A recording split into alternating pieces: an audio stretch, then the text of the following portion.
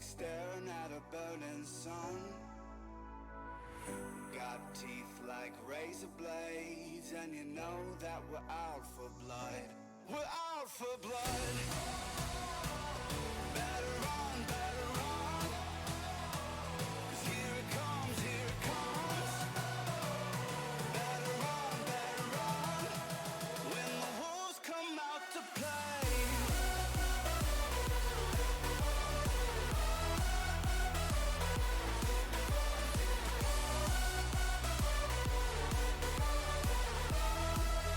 When the wolves come out to play. Better run, better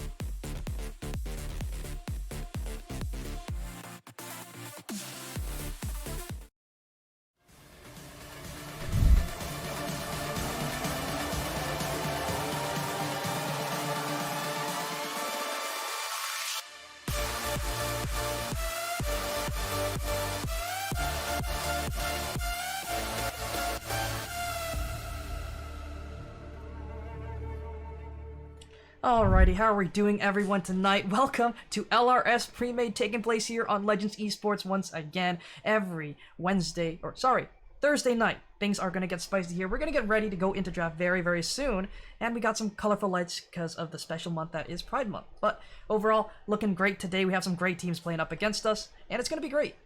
Stream is going to have a great time tonight. Don't forget to use your tokens as well when predictions do open up, and, we'll get things going for us. But overall, well played for everyone, and I'm ready to get into game, see how everyone does right here tonight.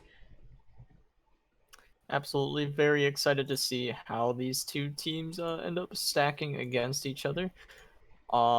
Today we have Attack Titans taking on, I believe it's Cosmic Flow, and Attack Titans trying to find a win here, not having a single one in this season. Yep. They're hungry. The Attack Titan, in its own show, is known for being very, very aggressive. So I'm super excited to see how things go. And we're going to go right into draft, get things started here. And we have a couple things coming through already.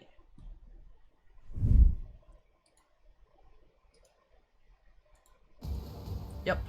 And right away, we do see the Morgana ban coming in from the Attack Titans, followed by a Wukong for the second. Ezreal, as well as Cassiopeia, taken away from the Attack Titans by Cosmic Flow. Ezreal, his items did get buffed a little bit, moving towards that Divine Sunder I've seen quite recently. Cassiopeia, probably a comfort pick, also very strong, can be used to great works. But we'll see what the final ban here is coming in from the Attack Titans. Gonna be that Rel taken away from Dyslexic there, and the set gonna round out everything from Cosmic Flow here, taking that away from the Attack Titans. Yeah, and I really like the Morgana Wukong bans. I feel like Wukong is a pretty strong champion, and if Cosmic Flow's top laner is at least a little experienced on that champion, it can wreak a lot of havoc. I've seen what people like Dallas can do with that champion. It's pretty gross. So definitely one of those champions that can take over a game for sure.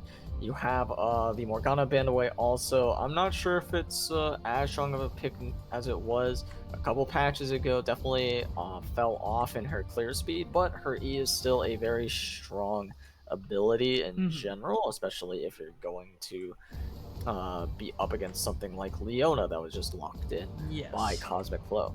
So Leona, one of those champions that has a lot of CC, can keep you locked down for quite a bit, and surprisingly very strong with the Nautilus, and it looks like the Attack Titans are actually going to take the worst end of the support matchup. Nautilus, not as tanky, does not have as much going for him, has some decent engage though, very great lockdown, all knockups not denied by Tenacity, but he does not have that super long range engage like the Leona with her Solar Flare, Flash Solar Flare, very, very strong.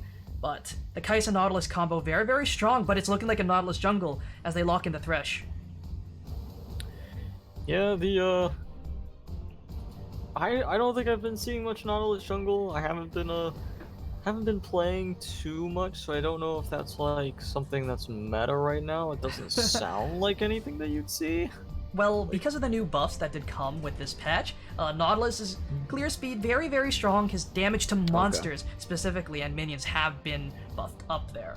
So it is going to be a Kalista Leona helping out with that gap close for the Leona there, and can pull her out of any sticky situation as well. Kalista, just one of those ADCs that very good at dodging around, very hard to hit with skill shots. Point and click CC is her worst enemy, but there's not a bunch of that coming in from the Attack Titan so far. Yeah, so far not a lot of like reliable engage. Like, yes, you do have the hooks, but even Nautilus hook being as wide as it is isn't the greatest tool for your primary engage. So I'm excited to see how or what they end up going for, especially in the top side of the map. I feel like for your mid laner, you could start investing in some form of like dive comp since you have the Kai'Sa. So the idea of drafting something like a Yone, as long as you had some form of AP in the top lane, though I imagine we'd see a mage like Orianna, and then maybe like a Gnar in the top lane that could serve as your primary engage, would be a decent idea. And I feel like I'm pretty sure Gnar is decent in the Volibear as well, and has not been taken off the table. So as long as their top laner is comfortable with playing that champion, it could be something they could look at. Insta-lock Olaf, those Gore Drinker buffs, you know, helping him out a little bit. He likes that item quite a bit, especially with that W helping out a lot with that innate healing buff. But it's a very strong pick. It's great into 2 out of 3 champions picked up here by the Attack Titans. So we'll see what they round out their comp with coming in with these last couple picks. But it's looking like a very beefy front line coming in from CFLO. They got the Bear, they got the Leona, and they got that Viking in the jungle. Just a bunch of big meatballs running around the map constantly. Yeah, absolutely. And you have to wonder if it's gonna be enough damage. And they do actually go ahead and pick up the Gnar, which is really nice. And they pick up the exact champions that I was thinking of, which is a little interesting. Maybe they were listening. Just a little bit. Ooh, Instalock Swain coming in here for CFLO. Black Salt very happy to take that one up against Virus tonight. But, you know, we'll be ready to see where these things are going. Could potentially be an Olaf top, don't really believe so. But we're ready to go here. And we'll see how everything ends up in the actual game. Yeah, for sure. Attack Titan's pretty easy to see where their champions are going. You obviously have Gnar top, Nautilus jungle, Orianna mid, Kai'Sa ADC, and Thresh rounding out their team at support. With CFLO, things could be a little bit up in the air. I feel like Swain's just gonna end up being the mid laner. I feel like is the only thing that really makes sense. Yeah, I'd have to agree with you there, I think. The mid lane, out of all the roles here and all the champs picked up from CFLO, I think that is where it's gonna go. But potentially we could see a solo lane Leona, you know, base numbers are pretty high, decent health, you know, could work potentially, but I don't know how it would fare into that Gnar. But I mean, who knows, right? And I've also seen Dallas play Leona jungle. That could be a thing. So we'll see. But yeah, it does look like we're getting some standard stuff here, just while they're in top lane Olaf in the jungle, which means that unless they're pulling out like Leona mid, should just be the Swain being locked in for Black Salt, and there it is. Just grabbing that one there, just so, you know, nothing's going out of order. It is going to be that Swain in the mid lane, looking to take down Orianna. I do think Orianna does have that range advantage. However, if she ever gets cut by that Nevermore, you know, it's a quick burst combo, and the Swain will just chunk it half HP. Being able to chunk out that Orianna can be very valuable for him. Swain can either do no damage at all, or he can do a crazy amount of damage. It's very misleading, because sometimes he'll poke you out for like nothing, but then you realize that he hasn't hit you with like all of his abilities, and if he gets all of them on you, it can be pretty disastrous for sure, especially when you get that level 6 and his burst just becomes insane after that. Well, Orianna kind of has to whittle her target down, so we'll see if she's able to do that into the Swain. Definitely going to be a matchup that we want to watch. I think mid lane's gonna be a little interesting here to see. You don't see too many Swains in the mid lane. Mostly you do see that Noxus general down in the bot side, looking to take down a lot of those melee supports, take down those enchanters as well. Just high base numbers, high damage overall. But, you know, getting those solo procs with his passive just helps him out a little bit. And solo and XP, I mean, any mage with levels is very, very strong. Oh, absolutely. Especially into something like Kai'Sa, who wants to ult in and try to get as much done as possible. Just even not including Swain, you already have to consider that she's going into like Leona, Volibear, Olaf, and then on top of that add the Swain. It makes it very hard for her to find an actual angle inside, whereas like if Black Salt was playing something more like Syndra or Orianna, or even Victor, it's a lot easier to get in there, because if they use like 1 or 2 of their abilities, there's not a lot they can do after that, and they don't have like built-in tools besides like maybe Victor for his W to really CC and stop Kai'Sa from doing anything and try to get her to go towards another area and zone her off of them. But Swain has that just being Swain.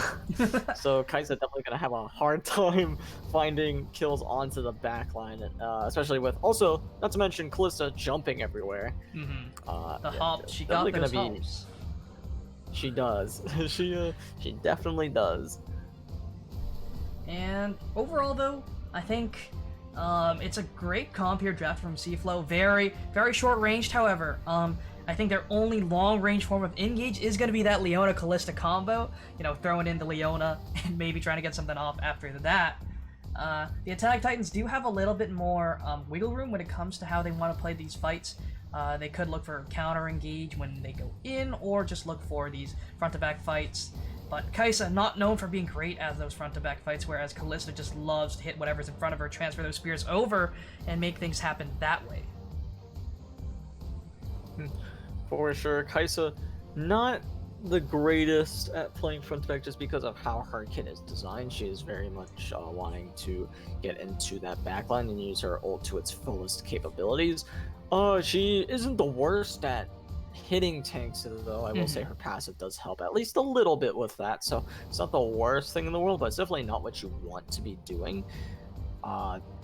Definitely want to be trying to find some of those like off angles and assassinating the squishies, and it's yeah, as we've been talking about, difficult to do. But they do have, as you're saying, a very solid team comp. I know when we were looking at their composition before the Orion and R, we weren't exactly sure if their comp was going to be able to go in, but with those two pickups, their engage problems have been solved for sure. And now it's Cosmic Flow that you're starting to wonder, are they going to be able to find their way in?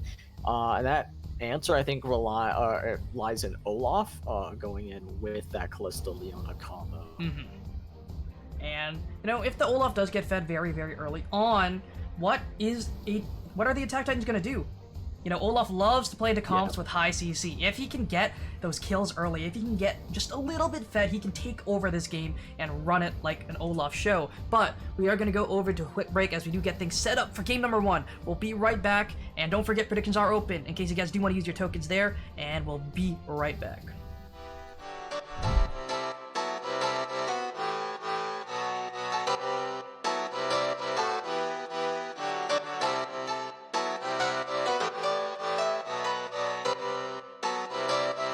I saw you smile from across the bar.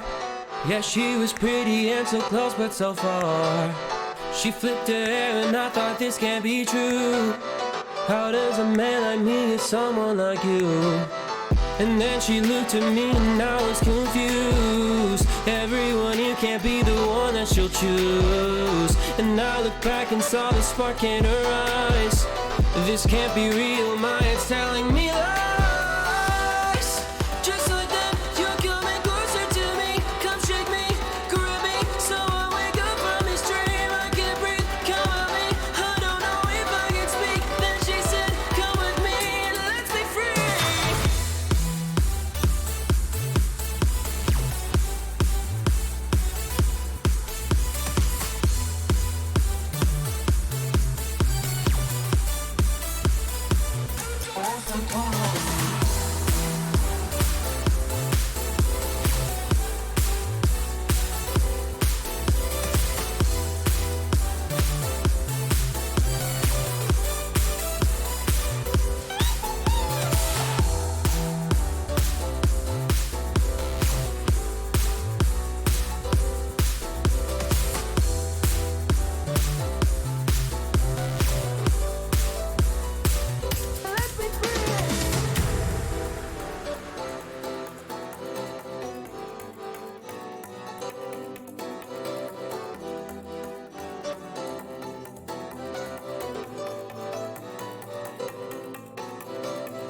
The night is young and I think this could go far. The sky is dark but you're my shooting star. Could see your face reflect upon the moon. It was a pretty summer night in June. And then she looked at me and I was confused. Everyone here can't be the one that she'll choose. And I looked back and saw the spark in her eyes. This can't be real, my head's telling me lies. Just like that, you're coming closer to me. Come shake me, grab me, so I wake up from this dream. I can't breathe, come with me. I don't know if I can speak. Then she said, come with me and let's be free.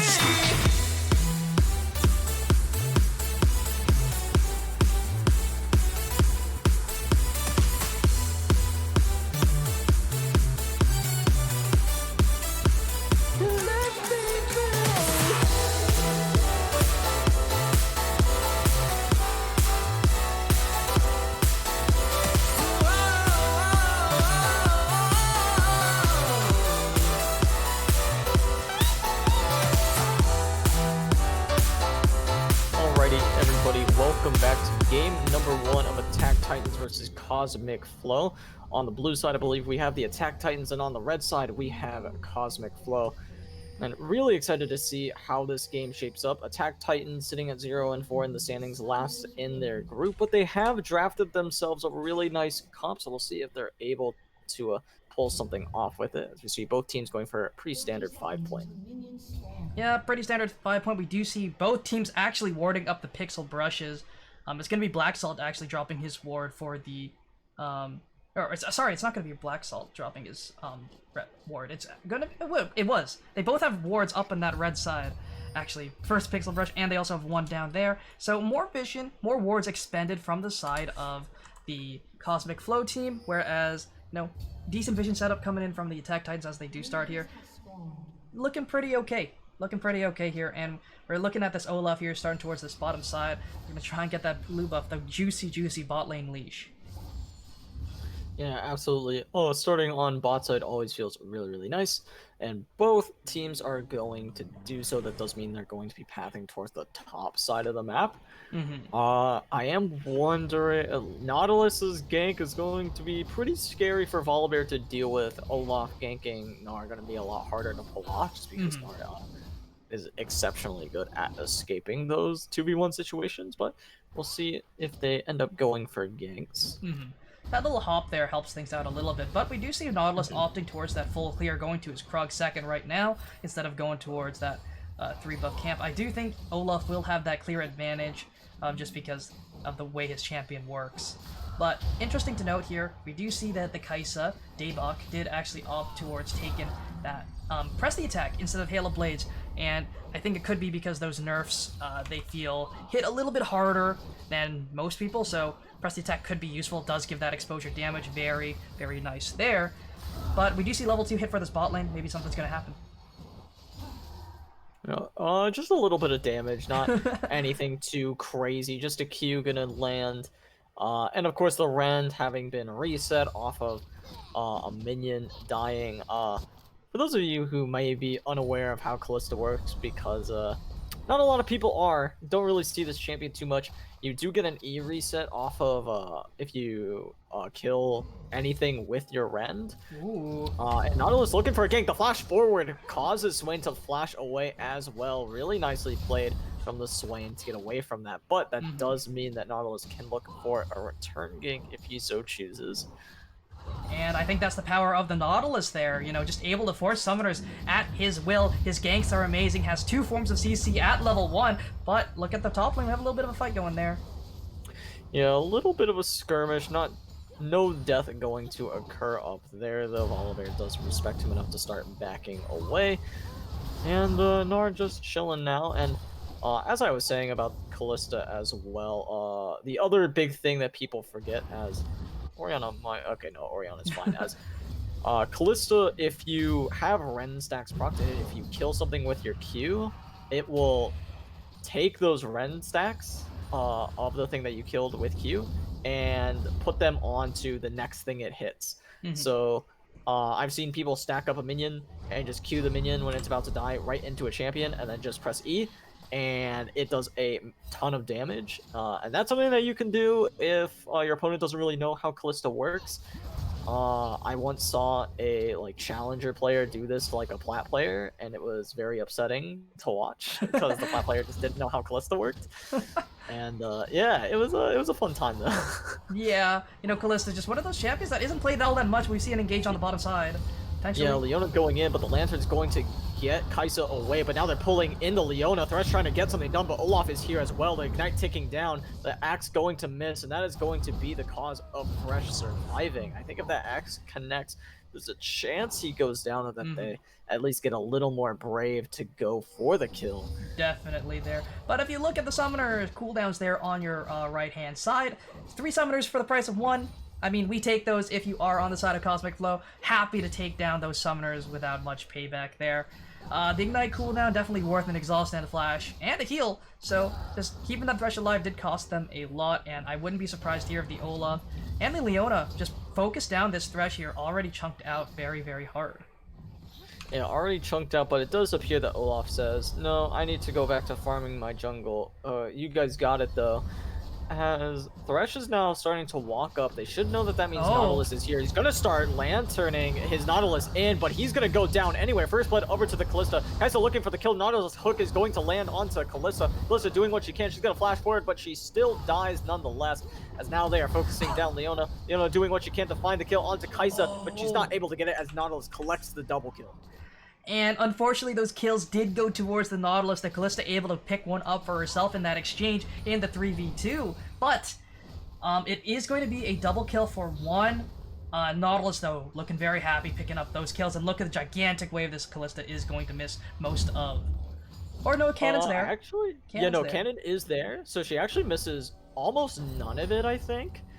There's a chance that she just... Yeah, she actually misses none of these Oh XP my at the goodness. very least. Yeah, at least she that gets the XP. She gets the cannon too, and she's actually farming this wave really well right now. So she actually doesn't miss out a whole lot, so that could have been a lot worse. Still 2 kills going over to Nautilus, but when you also consider the fact that she got first blood, that and the gold is even, so I mean, not a bad trade at all for the side of Cosmic Flow. And the CS department looking very, very well on the side of Cosmic Flow there, especially in that bottom lane. A couple discrepancies there in the mid and top, but look at that Olaf just chilling with farm. Maybe a little bit behind because of the kills, but that XP lead's going to be important, you know, as he gets his levels earlier. But look at the mid lane. Yeah, Swain getting shockwaved in, and Nautilus going for the root, has the hook as well. Swain in a lot of trouble, might be able to turn this around though. The E gonna land, bring her under the tower, as now Nautilus in some trouble. Olaf is here, now they're gonna start chasing Nautilus down. Nautilus does not have flash available, and that is Swain collecting the double kill. And the double kill picked up for the Swain. This pick is mostly used in the support role as of now. However, Balaxol just showing us the power of those base numbers. Only had that Fiendish Codex, just a little bit of AP in his back pocket, but he was still just doing so much damage, healing for so much, but the TP might mean something's gonna happen here. Yeah, Oriana's doing some damage, not gonna be able to find the kill though. Kaisa not gonna be able to go in as the W hits a monster, not a champion. And everyone go. Oh, and she's also not level 6, she's level 5 at the moment. Bot lane, pretty low leveled, level 4 support, level 6 Callista though, on the other hand. Callista very, very strong, did get that first blood XP as well, and did not have to share all of that experience for those kills. And, you know, look at that CS, it's only 4 right now, but she's already having that wave pushed into her. She's just going to be very, very happy with that. And the Olaf, this CS lead, is just going to keep growing larger and larger, but same with the top side. But we do see some great vision control there. That's why they were able to get that dragon with that mid pick right away. They just have wards in the river. They know where this Nautilus is going to be, and they're starting to respect it. Absolutely. And now, Kaisa walking up actually pretty far and does get eat as a result. That's a lot of damage going in onto the Callista. Callista does not have the damage to retaliate right now, as Leona's going to be ulted in by the Callista, and she's going to go down. The kill goes over to the Leona, though, but that is still a major mistake from Kaisa. Punishing the fact that the Kaisa still has no flash, and the heal was up for Daybok, so not opting to use that. The Ignite was popped, though, and Leona looking for something, just not going to find it, though. Yeah, Leona. Oh, Nara's in some trouble, though, as he's going to hop over the wall, and he should be fine. That's just going to be Scuttlecrab going over to the Olaf. And look at this vision control. Look at the priority coming in from the 2 solo lanes of Cosmic Flow. The Volibear may be down and out in the CS department, but he's able to help his jungler by making those rotations, allowing this Rift Herald to be taken. And just because of how strong Black Salt is, he may be behind a little bit in CS. He's going to catch most of this wave here. Be very happy and just farm it out while the Rift Herald is taken by his jungler. Very happy to do that. Nautilus, though, just trying to catch up a little bit, has those steel caps, though, so it's going to be a decently tanky boy, but look at where a lot of the gold is here. It's on that Swain. Yeah, a lot of money on Swain is still pretty scary. You probably want it on Callista to get her snowballing, but you will gladly have it on Swain, especially into the comp that they have. Comp that wants to go in is one that Swain will thrive in, or thrive against, rather, so definitely going to be fun to watch Black Salt pilot this champion. But more interesting is going to be how the Callista ends up doing. But Oriana trying to walk back into lane, does have the ult, so Swain does have to back up. Could have bluffed that he had his jungler around, but realizes that would be a big mistake and just opts for a little bit more damage onto the Oriana after she walks back in. And the Volibear just chilling there was spotted out on that control ward that he was not able to find. But, you know, if he wasn't spotted, that could have been a dive. You know, Stormbringer is available, Flash is available, they could look for something. But the Nautilus looking for the lane gank once again, going in. Yeah, Nautilus is going to be lanterned in. The Flash comes out immediately from the Kalista, and the hook's going to swing wide onto the Leona from the Nautilus, and Nautilus slinks back into his jungle after blowing a summoner spell, which is a pretty important win in and of itself. And, you know, these Nautilus ganks just very strong.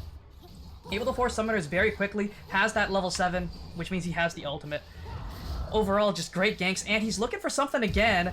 Flash forward. Oh, the Flash play is gonna miss, but the hook will connect. But the ult from Kalista rather, gonna get her Leona out, but Leona goes back in and dies. And meanwhile, Rift Herald has been dropped mid for some turret plates, but a bit of a misplay from Leona in the bot lane. Going in just a little bit too hard there. The Nautilus, though, clearing his Krugs and looking for the rotation, was able to find it. But we see something happening in the mid lane. Yeah, Gnar doing a lot of damage to this Swain. Swain gonna ult now, though, trying to do as much as he can, but Gnar might find himself in some trouble. Doesn't have his Gnar bar very stacked, but Kalista, meanwhile, in the bot lane will go down. Gnar in the mid lane going down as well, and now Orianna has to fight for herself in the mid lane. Doesn't have a lot of mana. Could actually be Dove here if Volibear decides to come down. She has to give this tower. It's very, very greedy of her to stay. And she, it looks like she is just straight up staying, as now Volibear is here. The Flash gonna come out, but it doesn't mean anything. They just tank both towers. Honestly, this entire top side of Cosmic Flow looks like just triple meatballs. The Swain, pretty tanky, or innately tanky with his ultimate there, keeping him alive for so long. But the teleport. Yeah, it's teleport coming in from Volibear, going immediately for the Kai'Sa. Kai'Sa gonna be lanterned back in, Flash away from the ult from Volibear, and she will be able to get away. Very nicely played from Attack Titan bot lane. That big chonker, the bear himself, just making a great teleport play, forcing out the Flash from that 80 carry, and they are going to look to punish that as much as they want. The Olaf, incredibly strong, has his first item, has that Gore Drinker sitting in his inventory there, but everyone on the side of Cosmic Flow looking pretty okay. The Volibear just a little bit behind in CS, but he's more than happy to take that because of the fact that the rest of his team is doing pretty hot. But this Dragon, once again, also going over to Cosmic Flow. They have the setup. Attack Titans were forced to back away there. Did not have the life bars, did not have the Nautilus there. So Nautilus just opting to take his top side, knows he cannot contest the Dragon anyway. Yeah, knowing that you can't contest the Dragon, very, very wise, as it does look like Kai'Sa or Orianna could be in some trouble. All depends on if they want to go for a dive, though. Orianna walking a bit far up here, does get rooted up, takes a lot of damage. The Orianna Shockwave is going to pull back too, and she's going to live most likely here as, oh no, the ult from the Swain is going to find it, but now Olaf trying to find the kill onto Kai'Sa, doing what he can, doing a lot of damage, but the peel from Thresh is just too much for him to handle, and he goes down. And great heal coming out from Davok, just keeping themselves alive there with that. The Thresh, though, great peel. Shinobi popping off there with the flays, with the hooks, just keeping that Olaf barely out of reach after that Ragnarok did wear off. Yeah, absolutely. Definitely redeeming himself from that flash flay from earlier. The hook was still pretty good right there, as Nard doing a lot of work in this top lane, trying to extend this lead that he has right now. Oh, Swain gonna be hooked in. I don't think Thresh really wants this, as now they are onto Kai'Sa. Kai'Sa just gets absolutely melted, and they are diving the Thresh. Thresh getting very low, and Kalista should be able to collect that one. A double kill for her, and Leona's just barely gonna live. The minion might kill her, and there she goes, and Thresh gets a kill. 6-9. Very well executed dive there. You know, the Leona being that sacrificial lamb, it was a 2-for-1. I mean, I'd still say worth, but the minions, Sergeant Minion there, keeping the hopes alive for the Attack Titans, grabbing that kill on that Leona, taking down that Sun God there. But, you know, the Swain rotation, they did have that ward there. The hook did land for the Thresh, but it just wasn't enough because Leona's there with that Kalista ultimate, you know, just keeping that thing going. Yeah, absolutely. Leona just barely doesn't make it out of there, and Thresh does do a pretty decent job of keeping her under, so shout out to him for sure, as you know, this tower is just gonna go down. Not a lot Volibear can do about it, as Gnar Nard is definitely doing pretty well into this champion. I feel like Nard was a sufficient counter for the Volibear. Gotta agree with that one there. The Nara just has that range, has the slows, has the CC, has the stuns. You know, Stride Breaker gives him the second dash as well. But overall, though, well played coming in from that Nara, making sure his Orianna's there so they can take away that first tower. Or not first tower, but first tower for them. But just helping them out, taking that standing gold, neutral gold, is what you need here. That's how they need to get back into this game. They are down just under 3k right now. You know, 6 to 9, haha, funny, but they are down. They are down a tower. They're also down some gold, and CS department is just not looking great in the mid lane and the jungle right now. Yeah, absolutely. Orianna getting outclassed in terms of both KP, KDA, and her CS, not having a very fun time at all. Still a valuable champion to have. While you're not going to be doing a lot of damage, your Shockwave still can turn a fight around. It's just you gotta start finding. You gotta let Kai'Sa get a bit more fed. That being said, the rest of their team comp, it's hard to work around if Orianna's not doing the damage that she needs to be. So it is a little worrying, as now Leona wants to try to find the kill onto Nautilus. Nautilus is going to ult, try to get himself out of this situation, but now Orianna and the rest of our team are here. Olaf going back in, though. A lot of knockouts coming through. Teleport coming through as well, trying to get onto Kai'Sa. Kai'Sa's going to ult through. Going to be absolutely melted by this. Wait in just a second, and Kallista's still alive. Going forward, flashing forward, doing everything that she can. And now Gnar on the backline trying to do everything that he can as well, but gets absolutely demolished. And Swain, full health, full mana at the very end of that fight. Presence of Mind is a great rune there, and the Conqueror doing some decent work there, just rampant AP, keeping those ratios alive as the fight did go on. The Olaf, they're flashing forward, trying to get a gigantic Gore Drinker, keeping himself alive just a little bit longer so he could buy time for that teleport to complete. And the Volibear just jumping forward, doing his thing with that Stormbringer. I mean, the beefy boys are doing a lot of work here in game number 1. Cosmic Flow drafting very, very well. They're looking to just force fights with this gigantic front line that they do have, and Attack Titans just don't have the damage to deal with it. Yeah, the Attack Titans do not have the damage to deal with it at all, as you are saying. And as we were saying a little bit before that, Orianna not finding the damage that she really needs, does not have her mythic item completed. Meanwhile, Leona looking for a play, does see the Thresh, going to be able to clear out that ward. Might look for another one, though. Does have the Q. Didn't have it up quite soon enough. Just going to be unfortunate there. Unfortunate circumstances. Almost had the cooldown, but right now it just looks like they want to push down mid, grab this dragon that's spawning up here. This is going to be their sole point 18 minutes into the game. Just taking some vision control down, grabbing the wards that they do see. And I definitely think they have free reign wherever they want. Teleport is available for the Gnar, but that Rift Herald grabbing them that mid priority they want. Yeah, goes ahead and gets a tower for free here, as well as this Ocean Drake. Not a lot that Attack Titans can do about this objective being taken off the map, as the rest of Cosmic Flow are going to start walking up towards mid. I don't think they should go for the play, but they will anyway. They're going on to the Gnar. Gnar going to get stunned up for a year and a half, as now, yeah, the Lantern going to get the Gnar out of there, as Kalista not able to find the Ren. Would not have been able to be enough to kill him, so that is okay. So one thing to notice here, the Kalista actually opting towards that Rage Blade build, so she's looking for that on-hit damage coming through here, has finished that up as she does complete her base, so looking for a lot of single target damage. And a lot of attack speed ramping up as the fight does go on. I would expect the next item to potentially be a Phantom Dancer to get that attack speed going really, really fast, but she's looking for that single target burst. That's what she's looking for. Get those Ren stacks going, get that gigantic shred happening there, and looking to take things down really, really quickly. And, you know, look at the Olaf Gore Drinker, as I suspected, because of these new buffs that did come through. The missing health damage, or missing health heal did definitely help out there. And, you know, double burn items for Black Salt there, looking to just shred anything that walks his way, especially ones without resistances. Yeah, absolutely. And, Orianna still not having that mythic completed. She should have the money for it soon if she doesn't have it now. Just 1,400 gold in her pocket. So I think she might need either 1,600 or 1,700 for her fully complete. Maybe 1,750 sounds about right for what she wants. Yeah. We will see. She's very close to having what she needs, but she's just not the presence that they needed. I mean, I do think the Attack Titans comp is good. They just weren't able to find what they needed. They got behind in the early game, and this is where Cosmic Flow shines. They have the meatballs, and they're looking to start this Baron up right here, right now. And there's just no contest. Yeah, not a lot that they can do about it if they even knew it was happening, which I highly doubt that Attack Titans know for a fact. They don't really have any vision around there. They might have a feeling as they are trying to find a kill onto Swain, but Swain thrives in these Oh 2v1 my goodness. situations as now Gnar getting a little low, will be rooted back, will be absolutely demolished by the Swain.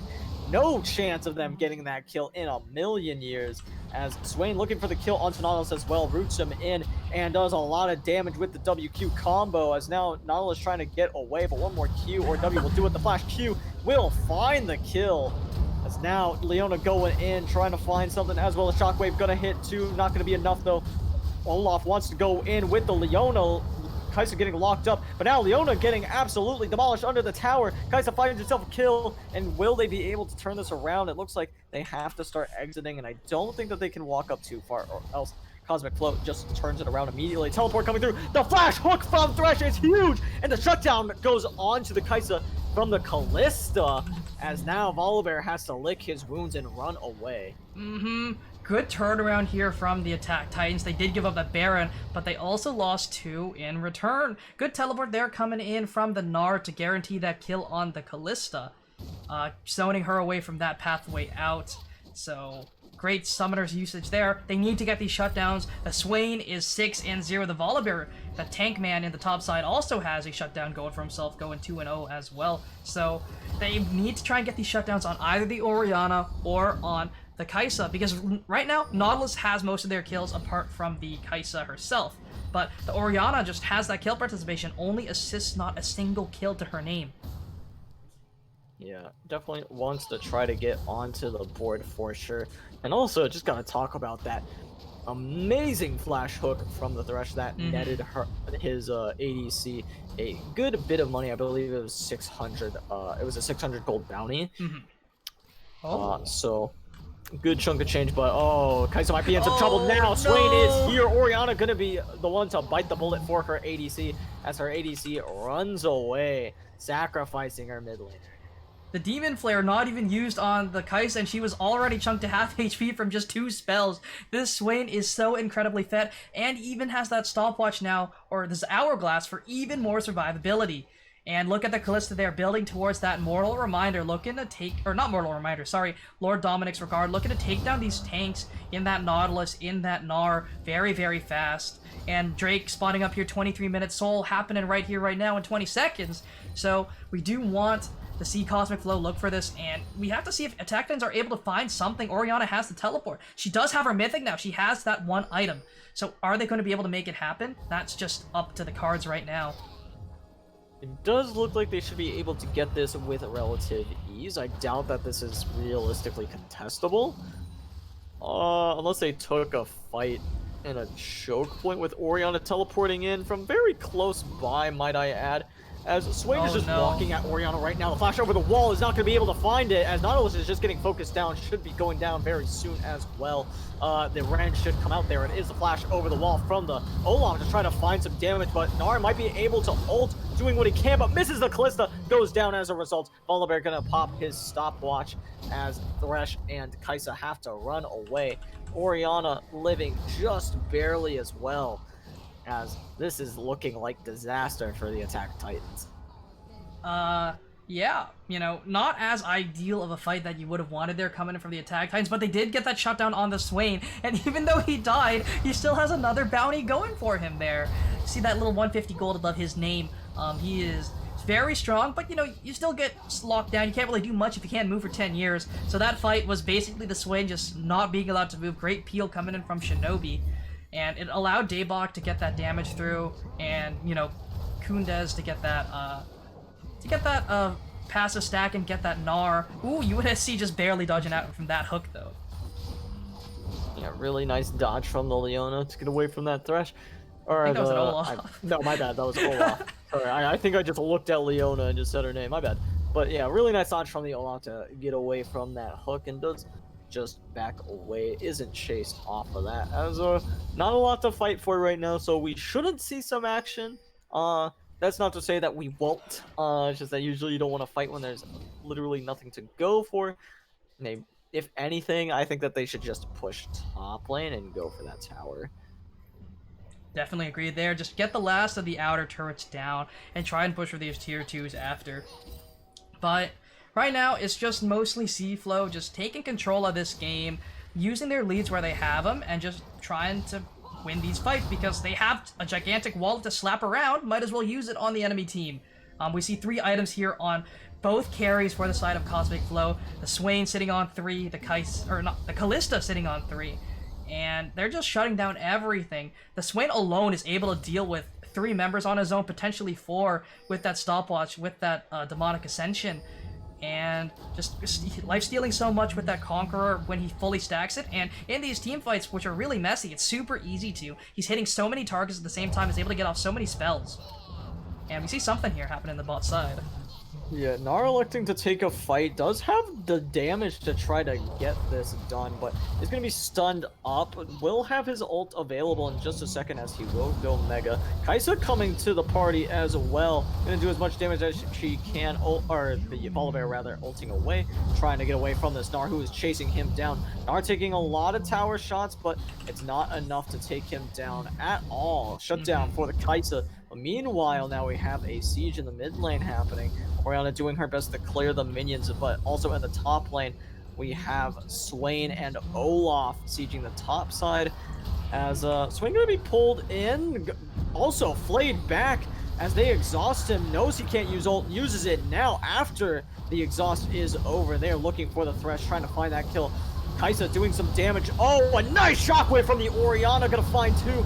The Zanya's coming out from Swain, not going to be enough. All the CC in the world coming down as Leona tried to get her mid laner out of there, and it turns out her ADC is going to be the one to try to save her now. Another Gnar coming out from the Gnar himself, as no one should go down, just barely everybody living, and that actually might be Baron for the Attack Titans. And this is the throw that the Attack Titans were looking for. They're not fighting as a team. Cosmic Flow just are running into 5 with 3, running into 5 with 2, and just getting obliterated in these fights when they just don't have the numbers. The CC coming in from the Thresh and the Gnar is just enough to shut down the single carries because Swain and Kalista just not fighting together. So there's only one source of damage in a fight at a time. You just focus that down and you win the fight. And that is going to be a free Baron for the side of Cosmic Flow, and the Volibear just has to sit bot side and watch as everything's taken from his team. Yeah, also just really good recognition from the side of Attack Titans to find that one damage threat and go, hey, we need to kill them, because there were 2 top and there were 2 mid, which is a really weird split, and it's fine as long as no one gets caught. But Thresh manages to find a really nice hook once again. Thresh finding a great hook onto the Swain, and Swain just dies, and Kalista doesn't really find her way into the fight.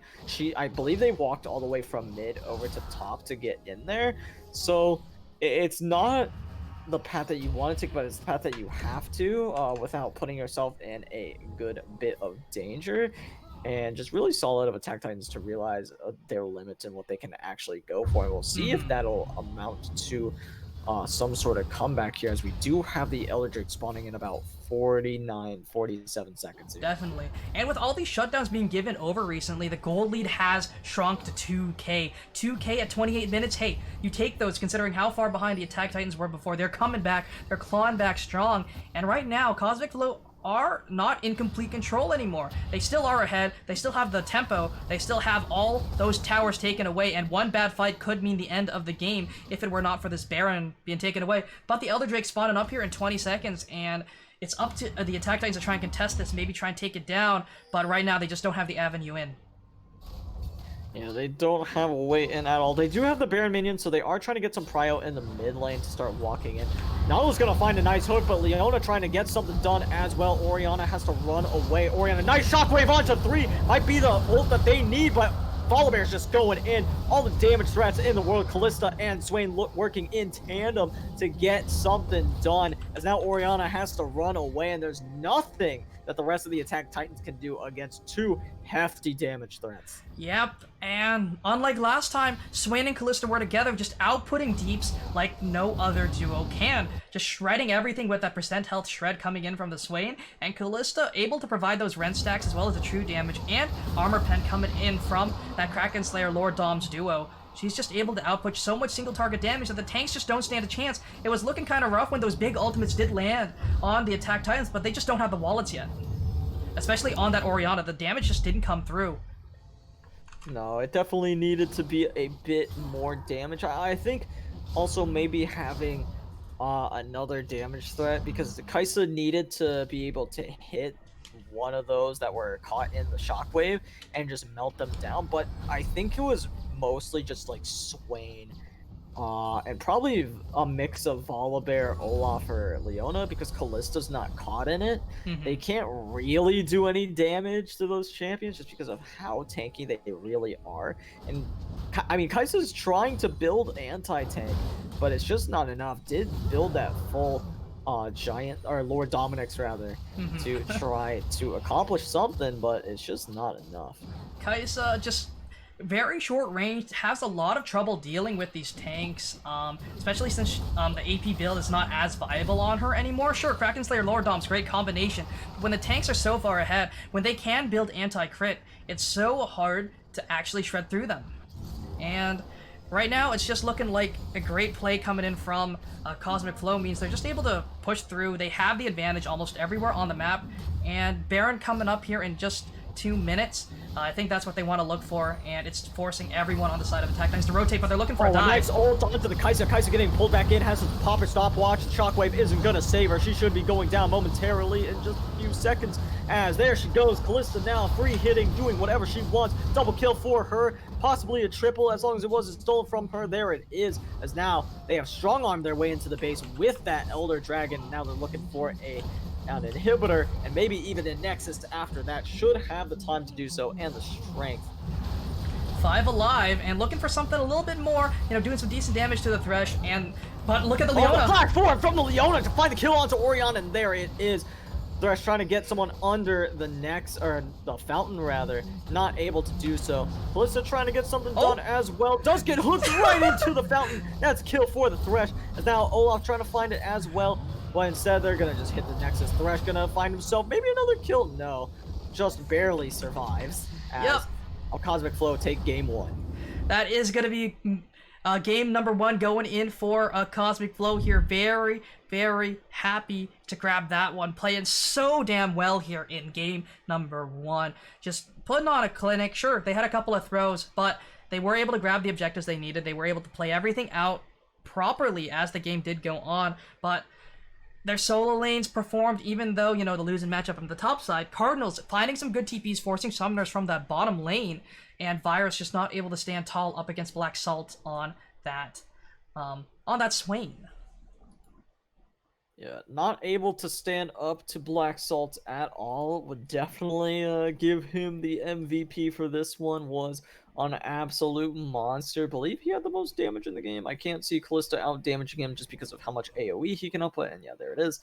Yep. But something that I gotta mention is the performance from Thresh on Attack Titan.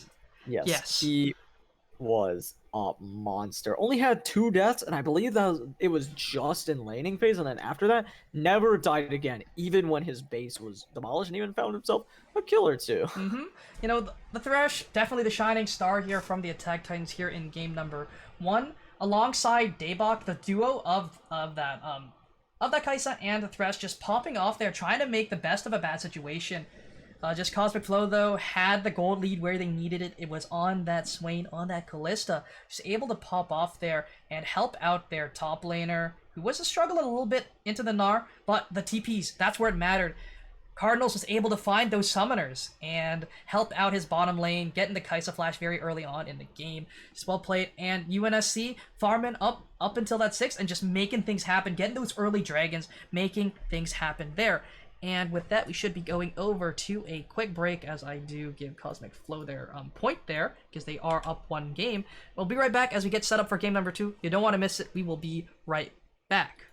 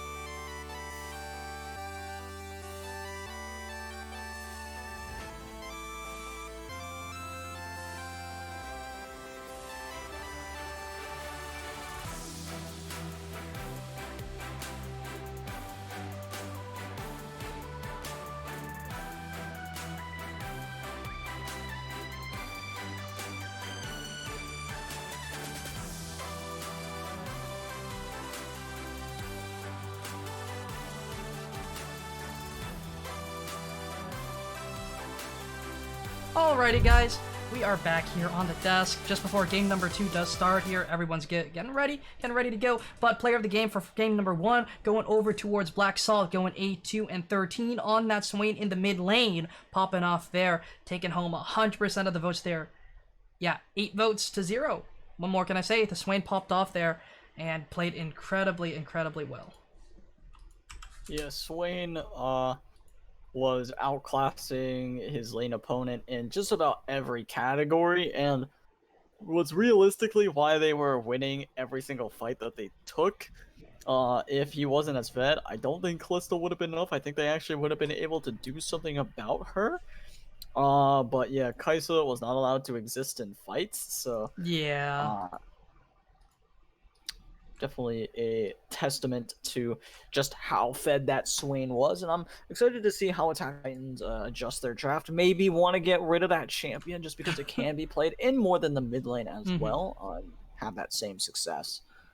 Yep, and with that, we'll head over straight into the draft, get things going here, and we'll be right back in just a second. Or, like, right now. Here we go. Draft starting here. It is going to be that Ezreal taken away against the Attack Titans, and the adaptation coming in from them, taking away that Swain from Black Salt.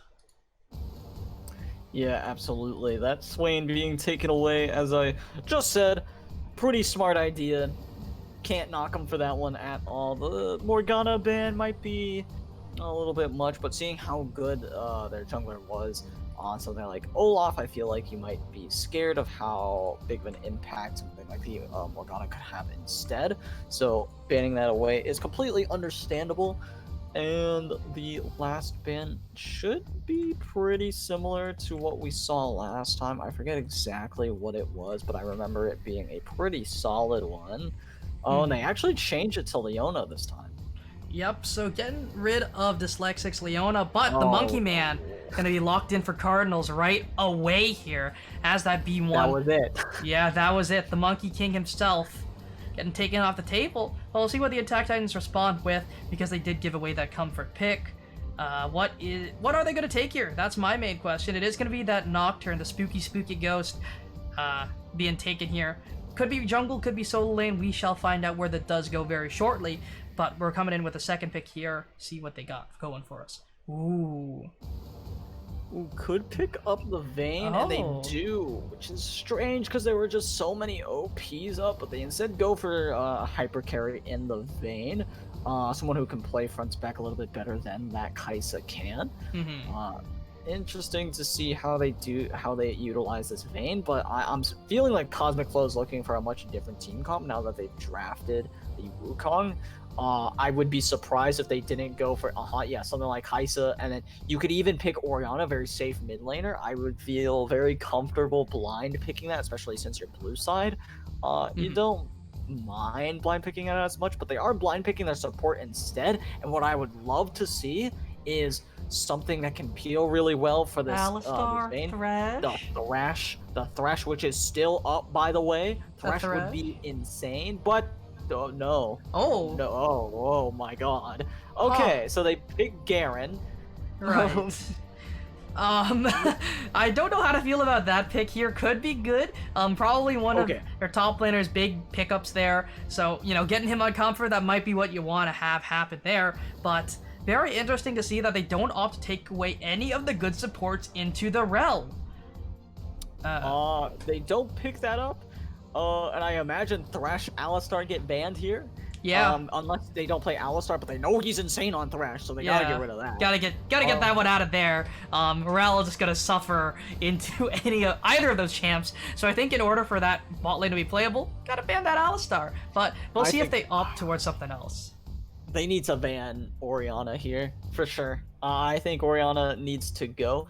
What I will say about the Wukong, or the Garen, is that, assuming Wukong does go top, you can kind of flex it jungle. I've heard of people wanting to do that. I don't know how viable it is, but the Garen is actually a good answer into Wukong. It's a skill matchup, which means if it's a skill matchup and Garen is involved, if the Wukong isn't very good, Garen can in fact have a field day in that matchup, but I doubt that's gonna be the case. I feel like it's either going to be super close or I could see actually Garen edging it out just because he was winning that top side of the map, if I'm not mistaken. Oh.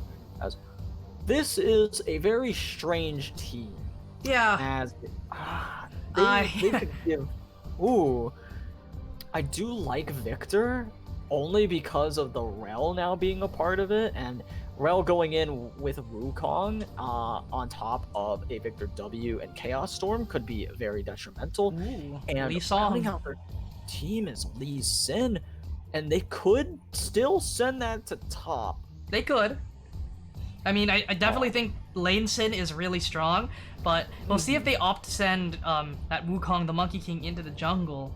However, we'll see what the final pickup here is for the Attack Titans. They did give that R5 pick over to Virus, so what are you going to pick into that Victor? That's my question, because, I mean, you gave him Swain last time and he kind of popped off. What's going to be the counter here? What's your plan? It is going to be that Galio picked up there, looking for those roams, looking for those big heroic entrances, especially with that Nocturne spreading fear. So, great pickup there. I think it works well. I just don't know how well it fares into the Victor. Right, it's a decent pick into Victor, especially early. I'm pretty sure Galio has a good time in that lane. But just looking at the team comps, while yes, you do have a combo like Bard ultimate into Nocturne ulting in with Galio, could be a solid play. Nocturne doesn't really have as much cohesion with Bard as you want him to, because you can't ult a target that's been Bard ulted. So it's going to be interesting to see how they end up playing this one. Nocturne could have, of course, just ult in with Galio ulting in behind him for a play onto bot side or something like that. Or we could see... or they could also, of course, go for dives with the Bard ultimate. There's a lot of opportunities that they have available to them, but I feel like the win con for Cosmic Flow is just way more clear and a lot more doable. Yeah, but you know, we've seen a lot of teams falter when going up against that Nocturne. The Paranoia does add a lot of depth to the game. It makes it so hard to try and find out where everyone is. You can only see what's around you, so it's going to be up to great communication coming in from Cosmic Flow to maybe try and disrupt the comp that the Attack Titans have with that duo in the mid jungle. However, I do think the rest of the solo lanes are very strong, and the bot lane looks great too. Kai'Sa definitely stronger than the Vayne early game, and the Rel, you know, has that amazing engage, but the Condemn from the Vayne, very easy anti-engage there. For sure, and it's going to be very interesting to see how both teams end up doing in this game. I am very worried for Vayne in that matchup, just because Bard is not what you want into the Rel. I feel like you definitely wanted Thresh to not only Thresh, stop the Rel from Alistar, going in. you know. Yeah. Any of those I think would have been great pickups there, but we'll see how they make it work. You know, Shinobi maybe make something happen. I mean, his Thresh is pretty clean. Maybe he has an incredibly clean Bard as well. Daybok, though, on that Vayne, very short range, though, very susceptible to getting one-tapped by the Lee Song, the Wukong there, the Monkey Man, and, you know, Victor, very known for popping, like, little ADCs there, you know, bye-bye, double lift at Worlds, but if the Victor's just able to get out of this lane phase unscathed, because the Galio does have the great early game, you know, great numbers, base numbers are really high, has some decent damage and great CC, this Victor's gonna wreak havoc there, because everyone has to walk into him. The Nocturne has to walk into him, the Garen has to walk into him, and so does the Galio, and so does everyone on the side of the Attack Titans. So if you let this Victor have his playground, it's going to be very difficult. Yeah, letting Victor have this playground will be a pretty big detriment for the side of the Attack Titans. So we'll see if Victor is able to get rolling, and if Victor does get rolling, it's going to be very similar to how Swain was. I would dare say that Victor would do even more damage this game than last game if he snowballs that same way. So definitely gotta keep an eye on him for sure. Yeah, and it's just gonna be interesting to see how the Attack Titans look to punish this, because I think the most punishable lane is that mid lane in the Victor. If the Nocturne's able to find something when he gets that first ultimate, when he gets that first paranoia, or if the Galley is able to set up for him in the early game, find that Justice Punch into the Winds of War combo, or the Shield of Durant combo, sorry, just capture him, keep him down, keep him locked in place while the Nocturne can land his fear, I think that's going to be very important. And I will open the predictions right now. Sorry about that. Yeah, so who's going to take this one? It's going to be very interesting. Again, it's all about punishing what they need to it's all about Attack Titans punishing what they need to punish, because it's going to be very, very hard to deal with this Victor if he's able to get through anything unscathed. For sure, going to be a fun time for both sides trying to figure out what they need to do in this lane. I definitely want to keep an eye on that Wukong versus Garen for sure. That's going to be a great lane to watch. Unless one side just ends up stomping the other, in which case it's going to be fun for all about one kill, and then the rest of the game is just going to be absolutely hell for the other side. So we'll see if they can at least keep it even for a little bit, though.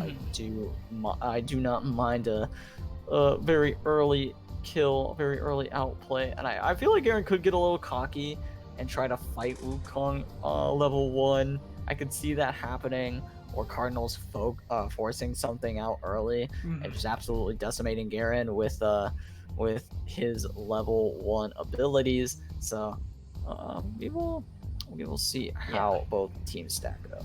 The big bonk bat Wukong master looking to potentially take down this Garen, this Nocturne, you know, very good at being that trickster, the warrior trickster as his W is called, looking to jump around, have some mind games. I've seen some good mind games come out of a lot of Wukong players. I want to see if Cardinals has it in him to make those happen, but you know, it's gonna be fun. It's gonna be a really fun game to watch. But I still think you need to focus this Victor down, because he's going to be so strong as this late game does come through. But we'll see what happens here. Predictions are open, little later than normal, sorry. But we'll be right back as we get ready for game number 2. Don't want to miss it. We'll be right back here in just a couple minutes.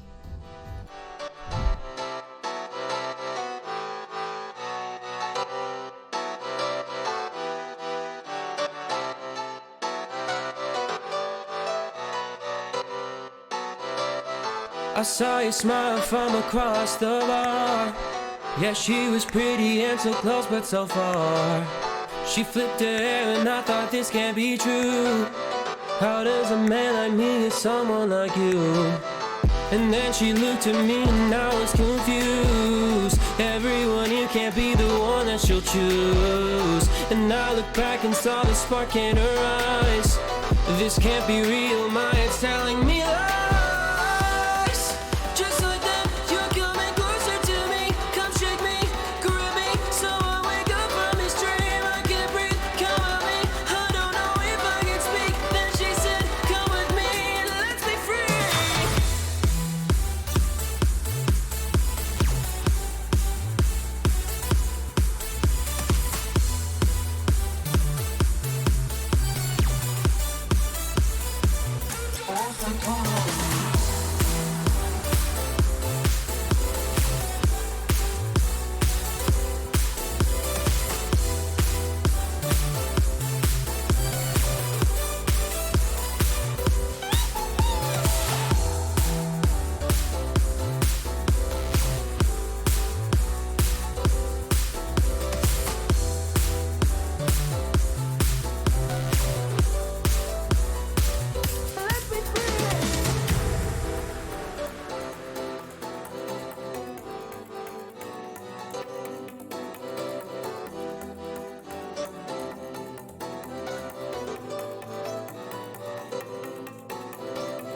The night is young and I think this could go far. The sky is dark, but you're my shooting star. Back to game number 2 Can of the see your series face between reflected Cosmic upon Flow and Attack Titans. We have Cosmic Flow on the blue side, and this game we have Attack Titans on the red side. Both teams appearing to go for a standard 5-point. As actually no one went mid, so okay, so it's call this a light invade. from the Wukong, Lee Sin, Victor trio. Looking for a pretty deep ward here, and yeah, they're gonna get it down with no contest, no sweeper to get rid of it either. That's why Nocturne's backing, I'd imagine. Gonna go ahead and pick that up. Might be able to get. Oh, he actually stops his recall Oh. and starts walking towards bot lane, which is interesting. Mm-hmm. And, not opting to clear that ward does leave some, information given over. They won't know where this Lee Sin is going to be. He's looking like he's going to solo start this blue buff on his own. Has to sustain, though, with the W. And, they place that ward in the Pixel Brush, getting a little bit of something back, just nothing, realistically. So, ooh, do we see another Damwon fake leash coming in from Cosmic Flow? Because that's what we've seen before. It definitely threw the Damwon bot lane off when Mad Lions and RNG repeated the same thing against them. So, using mana, using abilities, taking damage to throw off the scent of the enemy bot lane, as this Lee Sin could go for a interesting gank here. I'm very excited to see if he does go for it. Could be interesting if he goes for an ambitious gank like that. We'll see if he wants to get that done. And yeah, Galio not having the greatest time in the top lane right now. I feel like Wukong could have gone for a bit of a better trade onto Garen, but Rel goes in trying to get a bit of damage down. Does get a good bit done onto Bard, but Vayne hitting back, doing what she can, as that's a good bit of health being taken away from the Victor there in the mid lane. Gotta agree with that one. The Galio base number is just so high, and the Aftershock just prevents any trades coming in from after. But like Wukong doing some decent. That W looked like it went through Daybok. Very interesting there. Yeah, but bottom lane, get burning that ignite very early though. That's a summoner lost. But that stun from the Bard, very, very clean, helping disengage that fight. Because I think they could have gone for a little bit more. Both summoners were still available on the Kaisa. But overall, though, interesting coming in from the Lee Sin. He is a little bit slower on the clear. Does not have that cleave auto like the Nocturne does. So he's going to be a little late to the party when it comes to this Scuttle fight. But right now, we just see things normalizing for the most part. No objectives available. Scuttle's coming up, though, in just a couple seconds. No clear prio gotten from any of these solo lanes as of now. The Wukong, though, looking for that cheater base because he knows his jungler is bot side. And knowing that your jungler is bot side means you can play a little bit more up if you are this bot side, which is exactly what they are doing, as Lee Sin wants to get this Scuttle, getting some prio in their lane, at least trying to, but realizes they can't walk too far up. They actually could try to bait out and engage, as they're getting the Bard to walk a little bit too far up, but Lee Sin is pathing more towards the top of the river instead of towards them because of how the Scuttle is moving. But it looks like Lee Sin could look for a gank now, and that does seem to be exactly what he's doing. Rel looking for the engage. Vayne getting a little greedy here, a little too far up. The flash gonna come out, and Vayne immediately flashes away. Lee Sin wants to go in, could find the kill onto Bard, but the E comes out from the Vayne, trying to find the Lee Sin. Lee Sin's gonna be 1 HP. One more minion auto would do it. Now Rel in a bit of a bad situation here as well. Goes back in, finds the stun, trying to get away, but that is first blood over to the Vayne. Vayne looking for another kill. The Lee Sin hits the Q, can't go in, will just die, and doesn't, as that is a great start for Attack Titan's bot lane. Definitely agree there. The dive did go wonky, went a little too far forward, but the flash! The flash Q from Nocturne to find another kill. Oh my god. They can dive this. They have the HP. They have Nocturne there as well. Rel's not going to be there, but they're not going to look for it. They don't feel have the wave. too confident. They're bringing Nocturne down, but Rel is dealing with that now, and Rel will start pushing them off a Trebuchet should they go for it. And she starts clearing out some vision in this Krug bush, gets rid of that control ward, and now Nocturne just farming his opponent's Raptors now, as Lee Sin is scrounging for scraps at the moment. Yeah, just a little bit behind there, The 12 CS gap, 5 minutes, not what you want to see from the enemy jungler. Considering the jungle is very strong as of now, and both of them are playing very snowbally champs. Lee Sin does like to get going. Can output a lot of damage if he gets ahead, but it's just not looking like he's very far ahead right now. So, not the ideal position for the Lee Sin. He's gonna just be an alt bot, just an insect bot, just because he just isn't able to find those advantages as of now. But we do see some rotations there from the Bard, placing down some vision. Maybe they look for an early dragon, or they just look for another full clear. We shall see. But look at the Wukong. He knows that Nocturne is bot side, so he's just able to push in that wave 4 free, no contest. And he is behind, though, just a little bit, and the Garen was able to get a nice base off earlier than him. And Garen getting a better base off is going to be pretty solid for him. We'll see if he ends up pushing this wave under. I don't know if that's... I don't think that's cannon wave for top lane. So Wukong should just be able to walk on back to lane without any repercussions. As meanwhile in the bot lane, Vayne has been left alone for a bit. Nocturne does not have ult available, so they're not going to be able to find a solid gank on this bot lane. As Bard's going to look for a stun, does find it onto Rel, but nothing more than just a couple autos going to come through in a queue from the Nocturne to, just barely tickle the Rel. Shinobi just finding these great stuns, though, saving himself level 1, getting a good stun on the Lee Sin during that botched dive there. Well played from Shinobi. He's playing this game very well, just as well as last game. They aren't, unfortunately, able to get the plate money, but they are able to get the first dragon there, as everyone is able to rotate. They got the prio in the mid lane, got the prio in the bot lane, so just able to claim a first Drake here at just behind 7 minutes, so very happy with that. And Wukong actually playing this top lane really, really well. Does lose out on that trade a little bit, but he played with his W really well and got Garen to use his Q on the clone and won a solid trade. Didn't matter in that fight though, unfortunately, as Wukong is not having the greatest time fighting Garen. It, like I said, requires a lot more from Wukong to win it than it does from the Garen. Garen doesn't really have to think about what he's doing too much in this situation, other than am I queuing a clone or am I queuing the actual Wukong? And he doesn't actually get it off there. Does E immediately to start doing some damage. So Garen definitely playing it to the best of his ability. And as long as Wukong has the reaction time to dodge the auto attack Q from Garen, it should be fine. We're gonna see that trade pattern coming through for the most part of this skirmishing in the top lane. This game, we do see a big CS discrepancy coming in. Just under 30 CS behind now is Cardinals on this Wukong. Kunda's playing very well on this Garen so far, but like you said though, ooga booga booga, Q and spin spin spin. That's what the Garen has to think about when he's dealing with this monkey man. But so far, though, the CS is coming through, and that's what matters. Getting this early CS advantage means he's going to get to his item breakpoints faster, which means he might actually be able to fight this Wukong even through that armor shred. But, the CS gap in the mid lane, not very far, or, it's a lot lower than it should be. Just 10 CS behind, you take that as the Galio into the Victor. The range versus melee matchup, you take that with, a smile on your face. But look at this jungle. It's just looking like a kingdom there. The Nocturne just getting farm, moving fast, getting his ultimate now. He has that paranoia, and I want to see where this first one is used.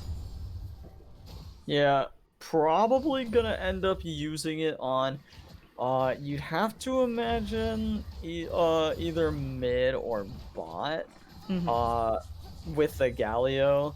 If they go bot, I doubt Galio's gonna go in first if it's going in mid, and they are starting to path towards the bot side of the map. There's no dragon for them to get, but there is the opportunity for a play nonetheless, as Nocturne is walking on down. They do see, they did just ping Nocturne. I think they saw him in the river on the Pixel Brush ward.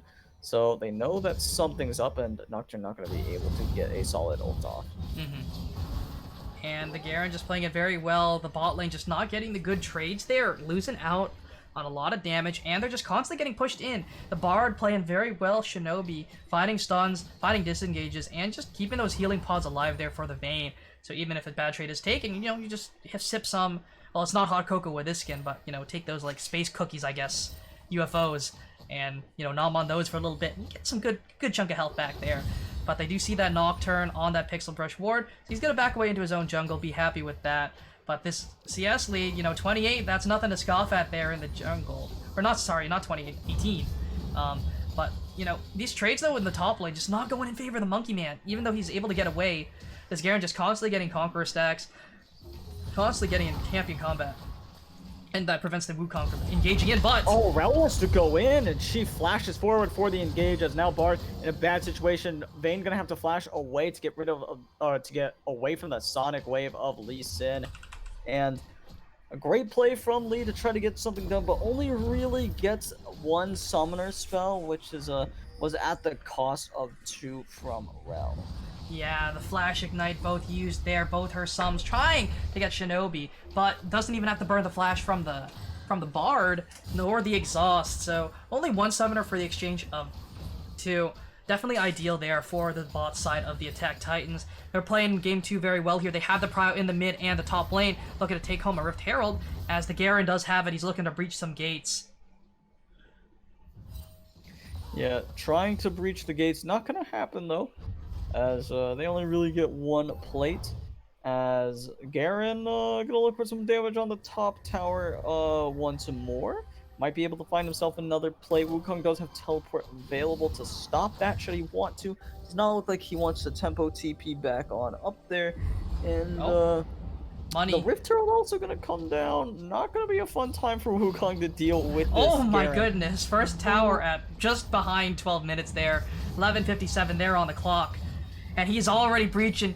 Is this Trick I see on the Garen? But it looks like the Dragon's also looking like a big priority here coming in from the side of the Attack Titans. And the Monkey Man has the teleport to be there if he wants to. He's going for it. TP coming Yeah, through. he does have the teleport. Teleports in, and now Rel wants in as well. Doesn't have the ult to use. Nocturne ulting, trying to cause some chaos in the back line, doing what he can. And now Galio kind of in a bad situation. Kai'Sa's going in, but Galio's gonna go down first. And now Kai'Sa with the Wukong gonna find the Vayne, as now Wukong looking for the kill onto the Bard, gonna be able to find that one as well. Pick up 3 kills for nothing, as well as Dragon on the back end of the fight. And just as the Attack Titans were playing so well, the good engage comes in from Cosmic Flow. They got the flank with the Monkey King. They were able to find what they needed, and it goes right back in Cosmic Flow's favor. They are still behind 2K, but that was definitely a lot worse than it was before. Yeah, being down 2K, still not a great situation to be in, but on the other hand, a lot of that is the 0-0-0 Garen, you'd have to imagine, who is about to pick himself up a first kill. Oh my goodness. Doesn't kill him with it, but it doesn't matter because he has enough damage afterwards to find the kill. And yeah, he's no longer 0-0-0, he is 1-0-0. And that just burned the splash from the Victor. I don't even think the Ignite was necessary in my opinion. He just wants to, if he just literally Qs, spins, and ults, that is a very dead Victor there in the mid lane. But Kunda's playing this champion very well, has the Stride Breaker, slowing everyone's strut there. So, very happy, getting more plates in his back pocket. This is a breacher if I've ever seen one. Just looking for plates, playing very, very selfishly. Getting this gigantic CS lead, 45, sorry, in favor of him. Got all 5 plates in the top lane, got 3 in the mid lane. This man is on a mission. Yeah, for sure. And his mission is killing towers. Doing a great job of it too, as you were saying. And I am scared for what he can do on this Garen. I wasn't sure about it when he locked it in. Of course, it being his comfort pick, you can never knock someone's comfort pick, no matter what it is, even if it is something like the Garen. It is upsetting that is his comfort. Not a Garen fan. Not the greatest Garen fan, but he's making it work, and he's looking good on it, and he's spinning to win. That's what you want to see. Beyblade action coming in from the top side with that spin to win skin on that, what's it called again? The God King. He's looking like a God King so far. He's breaching gates. He's looking to take down the Cosmic Flow all on his own some there. He has the biggest lead so far out of everyone, and he's just playing very well. But look at the bot side though. Yeah, it does look like they're trying to do something to Kai'Sa. Kai'Sa taking a good bit of damage. As now Lee Sin is here to try to turn this around, try to get Vayne to walk away, and she does. She respects it. As she is very low, does dodge away from the Kai'Sa W. I feel like she could have died there, didn't have the heal or exhaust up to stop her from doing what she needed to. So great dodge from the Vayne. Probably is the reason she is still alive right now. You see Nocturne though, waiting in the wings there, very close by, is barely in paranoia range of this bottom side. So if they do opt to stay a little bit long, you know, that could be a very changed fight. Absolutely, and we do see. Oh, we see Nocturne actually using the magical journey to go into the bot lane river. Doesn't That was really a do ranged anything auto with it. attack from the Wukong, I swear. Oh, I believe it was his Q, as now Nocturne going in, but now Garen is here as well, trying to find the Lee Sin. Lee Sin getting very low, will go down, and Garen just using his weight and murdering people with it, as now Galio could go down here. The ult coming out from the Wukong. Wukong could go back and gets taunted under the tower, will take a little bit more damage, as Galio is just barely gonna live, as they're gonna be able to pick up this bot lane tower as well. Garen is just too massive. No one can really do anything against him, as now Wukong could look for this kill. An EQ combo will do it, and just Qs the Galio going in, and great kill for the Wukong in the top lane. yep, the Monkey King showing a little bit of prowess there on the champ 2-2-0, but oh my word. Yeah, there should be no way out of this situation for the Victor, and that is a kill for him on the back end of that. A free 300 gold for Victor, bringing him to 2-2-2. For realistically no reason. Var did not need to be in that situation. Just a misstep from him, and Garen not exactly the happiest about that misstep, but it's not the end of the world. So have this dragon coming in, and you are 3-0-0. You are 50 CS up on your opposing top laner. I think you can go ahead and take this one. He's 2 items, full boots. This Garen is gonna be running at the speed of sound. Has that Dead Man's Plate, you know, the increased move speed, especially with this Cloud Rift, gonna help out a lot there. But ooh, look at something. Nocturne looking to go in. Might be a little caught out though. Galio coming in as well to help his jungler out. Going in onto the Lee Sin. Lee Sin's gonna go down. Rel stuck in a bad situation. Now Victor here to help out his team, but the ult comes in from the Garen to find himself a kill, and he is absolutely carrying these team fights right now. Yeah, Kunda is just popping off there, finds the ultimate, and the Wukong flash just a little bit too late, and the sword came down from the heavens, from Demacia itself, just taking the Monkey King down, and it looked like the Nocturne was caught for a second, but the spell shield blocked a little bit of the CC, and it allowed the Galio to get in range, able to find some good knockups, and split the entirety of Cosmic Flow, and they're looking for a little bit more on the bottom side here. Yeah, could look for a kill onto the Kai'Sa. Kai'Sa does flash away though to buy herself some time. Allows Rel to get in range, but that is still the Rift Herald going over to the side of Attack Titan, as they're gonna pick that one up, as the Galio and Bard are running away. They don't want to get caught out by the team that's running towards them, and they actually might be looking to pick off this Victor, who is a little too far up. They take the magical journey through, could be looking for the kill. Lee Sin might go back in, trying to find some damage, but does get taunted up by the Galio, and as a result, the peel is there, and his support will not be going down. Yep, able to get away there. Shinobi, once again, almost getting caught out there. So, good thing, you know, Virus is in his back pocket, but they're looking on Kundes. Yeah, they could look for the Garen. Garen's going to be able to get away from that situation, though, as Lee Sin's Q is not going to find its mark. Yep, fast. That's what Garen is. He has that Q. He has a Stride Breaker. You know, extra move speed from legendary items helps out a lot there. And Stride Breaker away that active, giving him a little bit of distance there with that dash. And overall, though, Kundas, you know, 402, 650 gold shutdown on his head. You know, just playing out of his mind here in game number 2. He didn't have as much of an effect with the Gnar. He was able to find some great ultimates, help turn the tides there. But this time, this Garen is where he's proven his worth. Yeah, for sure. This Garen was looking for a play into the mid lane, but realizes that he can't really take that fight. He doesn't really know where anybody else is. If he had, like, maybe Vayne with him, I think he can take it. Realistically, him and any teammate that can either CC or do damage can make a lot happen. This Garen is absolutely fed out of his mind right now. Yep. But doesn't want to make too risky of plays, as he does now have a 650 gold bounty, and giving that away to someone like Kai'Sa or Victor could be extremely detrimental to his team. Definitely agree with you there. The Victor, you know, sitting on that one item, building towards that Lich Bane. He's also probably evolving his W second, you know, getting that slow on spell is going to be very, very helpful there.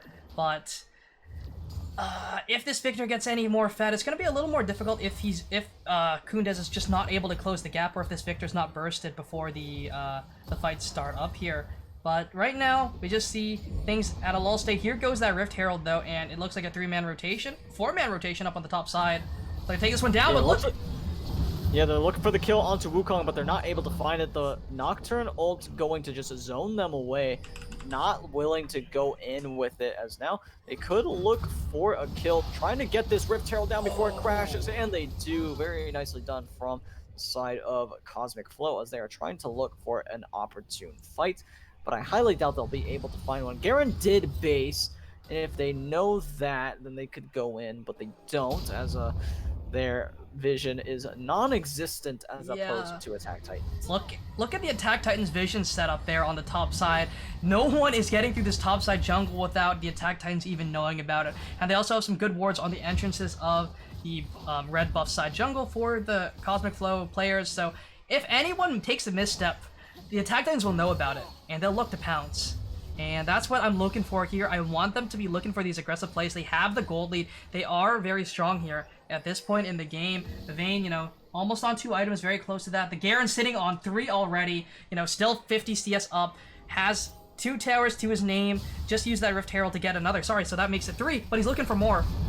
Yeah, Garen looking for the play onto Victor, and Victor should be going down here. The ult's gonna drop, and the Ignite's gonna tick down. Gonna find the kill onto Victor, and it is just ridiculous. This Garen took Ignite, did not need the teleport, and instead of paying for it with not really having the map presence that he would have with the teleport, doesn't matter. He has the map presence by running at them really, really fast, and that's just Garen things, honestly. As Rel is in some trouble, gonna be taunted up, going to be feared as well. Maybe didn't even get the chance to be feared, as she was just immediately wiped off of Summoner's Rift. Well, that's a great pick, especially considering the Dragon here spawned up in 20 seconds. Rel's not going to be there for that. Black Salt is barely going to be there in time. Has to teleport, though. Yeah, meanwhile, Lee Sin trying to get something done, but realizes he cannot do anything without completely giving up the Dragon, as we see Wukong finding a tower for his troubles. If anyone wants to contest him, they will not be able to join for the fight at Dragon. The best one you can hope for is Galio to clear the way and then start walking down. But it doesn't matter. They're just going to immediately do the Dragon on spawn, and Lee Sin not going to even bother himself with going for the steal, as Attack Titan pick up their 3rd Drake of the game. Soul point, 23 minutes. Looking for that Cloud Soul, and that Garen is going to be a zoomer if he gets any of those. So, very happy with that, and the ultimate cooldown haste, or the ultimate ability haste, is very, very helpful. You know, bringing that Sword of Justice down from Demacia, that's what you want to do on this Garen, have that ultimate up as often as possible. And the Paranoia, hey, that helps a lot too. You know, Kaisa, not doing too bad herself, sitting on 2 items now, matching Vayne very, very well up in CS, but they're looking for more with the Paranoia. Yeah, Kai'Sa could be in some trouble, does flash away to get herself out of this situation. Rel here to peel for her ADC, trying to get something done onto Garen, but Garen is just too tanky and running away, as Kai'Sa had to use her ult, had to use all of her sums to get out of range of the Nocturne, and as a result, they might look for the Baron. I feel like Attack Titan can force this fight. Kai'Sa did have to go all the way back to Fountain, heal up, and run back, so they're actually looking to set up a bush cheese for this Rel, who will inevitably walk a little too far forward unless her team is telling her not to. As, yeah, okay, so the rest of them are going in onto the Baron. Wukong has showed bot side, but he does have teleport available, so it's not like he's actually unable to join this fight. As Lee Sin doing something a little weird. Wukong now teleporting in, as this could be a bad fight for Attack Titan. Garen taking a lot of damage, might actually go down in the middle of all this, taking so much, and there he goes. That's 1,000 gold in the pockets of somebody. Didn't see who. Wukong's gonna get it, and now Galio's gonna go down. Attack Titan do get the Baron, if I am not mistaken, as they're going to try to get out through the magical journey. Gonna stun up the Rel, who follows them through. Now they are all running for their lives, doing what they can. Might not get cut off here, should be just fine. Not going to be stunned up, the Rel, and they are able to find pretty good picks in trade for the Baron buff. Might get a tower on the back end of this too, and not the worst thing in the world for Cosmic Flow. And just like that, the Garen has fallen. That shutdown has been given over. I think it went to the Monkey Man himself. Very, very strong. 4, 1, and 2 has that Divine Sunderer completed, building towards that Black Cleaver. Still down in the CS department and the tower department, but they're looking to take down some towers now and match what the Attack Titans have already done. Look at this map. One outer tower remains for Cosmic Flow. Meanwhile, most of the structure is still standing on the side of the Attack Titans. But Dragon spawned up here in 2 minutes, and Baron buff was also given over to the Attack Titans, just not able to get in the pit in time. So they're looking to make some pushes there, grab some waves up, push them in, and keep this priority up for this Mountain Dragon, which will be spawning up very, very soon. Yeah, for sure. Good idea to start setting up this Cloud Drake that'll be up. And I will say, Wukong, not the one that you really wanted to get that 1,000 gold bounty, or that 600 or 700 gold bounty, 1,000 gold total.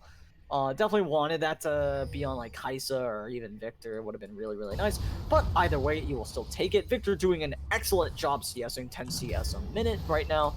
Doing great. Should be able to pick up 270 with this wave, assuming that they give it to him, though it does look like they're giving a good bit of it to Kaisa, which, or Wukong. I actually don't know who got most of that wave. You'd hope it's Kaisa. You really hope it's Kaisa. You really hope they give it to one person. You really do.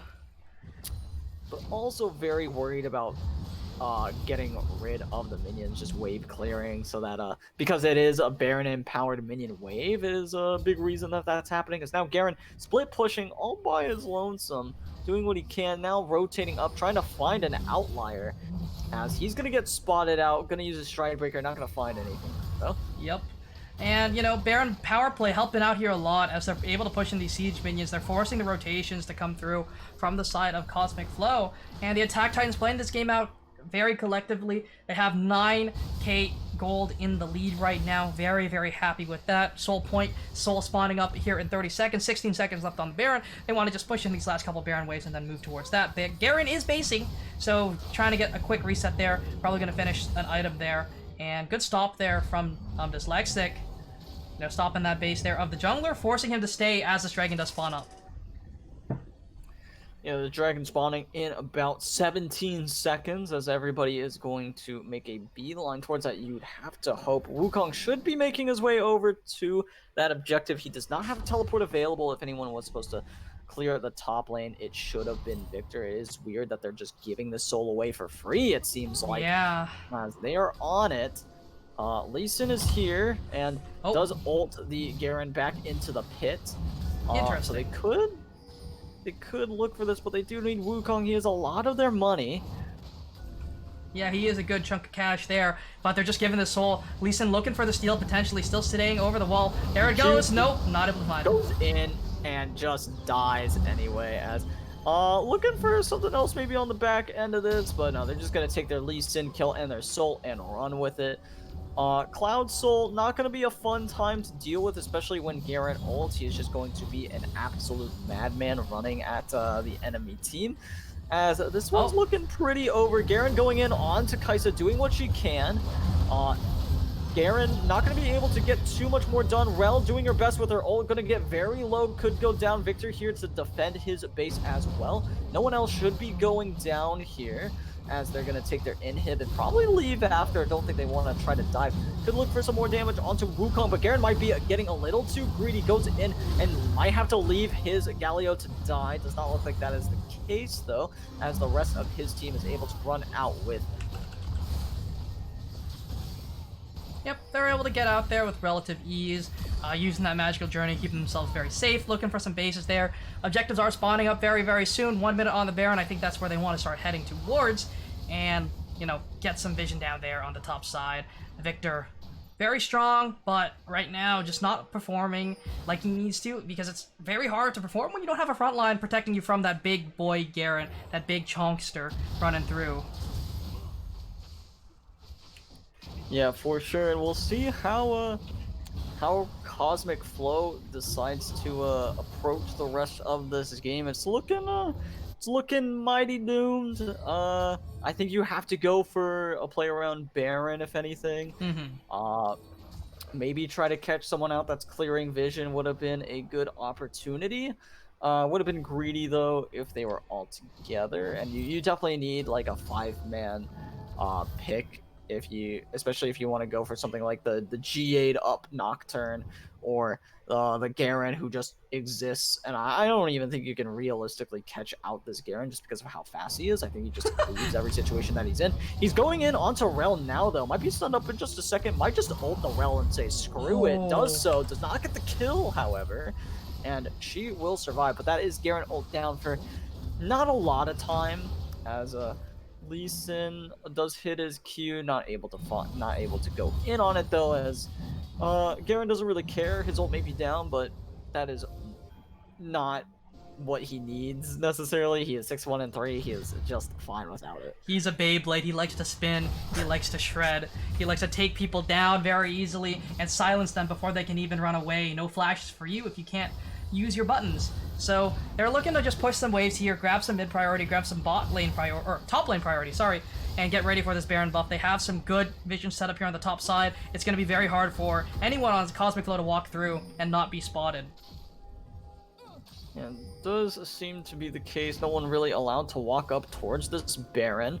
That does Rel really wants to, but I don't think it's very legal, as Baron is just getting absolutely shredded. Vayne gonna do a good job of getting damage down onto the Baron, as Bard is able to just zone everybody away. Baron's gonna be taken down in just a second. There it goes, as they are gonna start walking towards mid lane.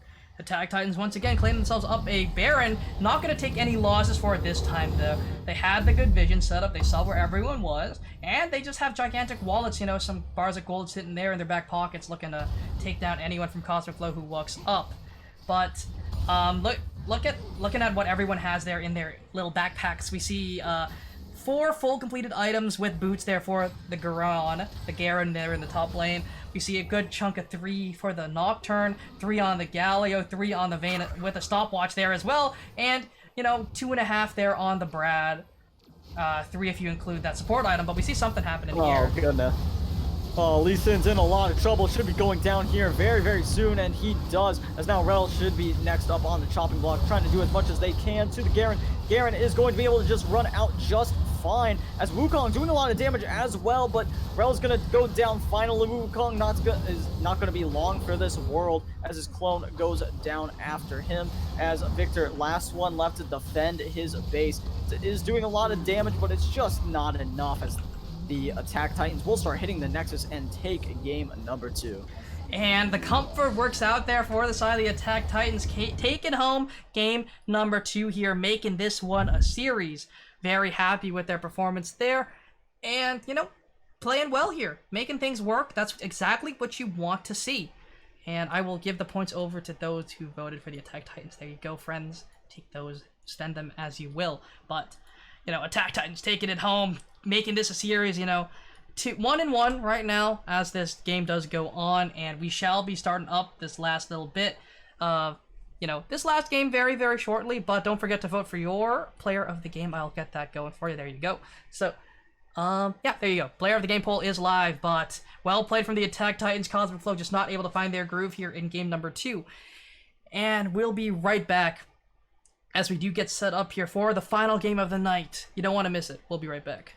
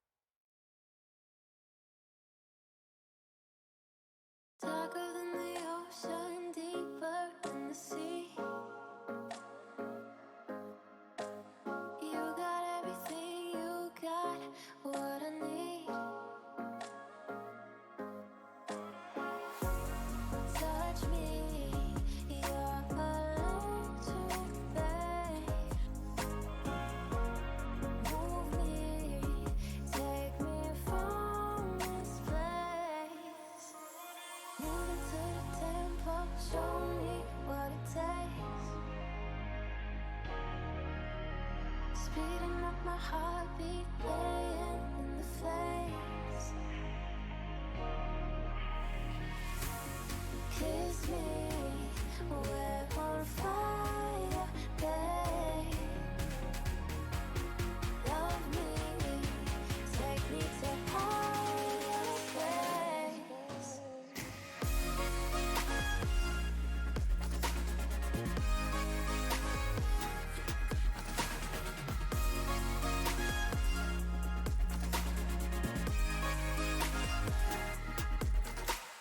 Covered in your water and I'm feeling like a summer breeze.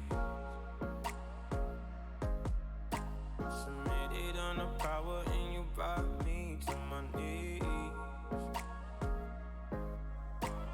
Alrighty guys, here we go. One last, or not last player of the game, but second player of the game of the night gonna go towards Kundez, going 8-1-5 on that Garen. Spinning to win, Beyblading around, on a mission, breaching towers, taking names along with it. Playing very well there, and we should be ready for draft very, very soon here as we get ready to go into that. Yeah. So, well played there, coming in from the Attack Titans, coming back from their loss here in game number 1, and we'll go right straight into draft. For sure, definitely looking for that Garen ban to return here. I think giving it up once again would be a big mistake. They actually might let it through this time and go for a counter pick instead. That could be their angle that they're going for. Would not blame them for getting rid of the Garen though. For sure, but they are and there it is. Okay, so with the third ban, they do go ahead and deny the Garen from Attack Titans. Yeah, not letting Kundez on that power pick there, popping off on that champ in game number 2, putting on a clinic to how to breach the gates there. Trick would be proud, but with that, we see the first pick. It's going to be that Nocturne again for Tito, looking to make some people scared once again with that spooky ghost. We'll see what the response here is from a CFLO. Actually, no, I stand corrected. It's going to be... Wait, no, it is. Yeah, it is. Yeah, they do go ahead and pick up that Nocturne for the for Attack Titans. Definitely worked out really well for them in this last game. Would not be surprised if they went for a very similar composition to last time, like go for the Galio, go for something else that can affect the map really well. And so they do something weird where Cosmic Flow show their bot lane in the Callista and Alistar, but what we've seen is that Attack Titans doesn't really care what the other bot lane picks, and they're willing to play what they want to play.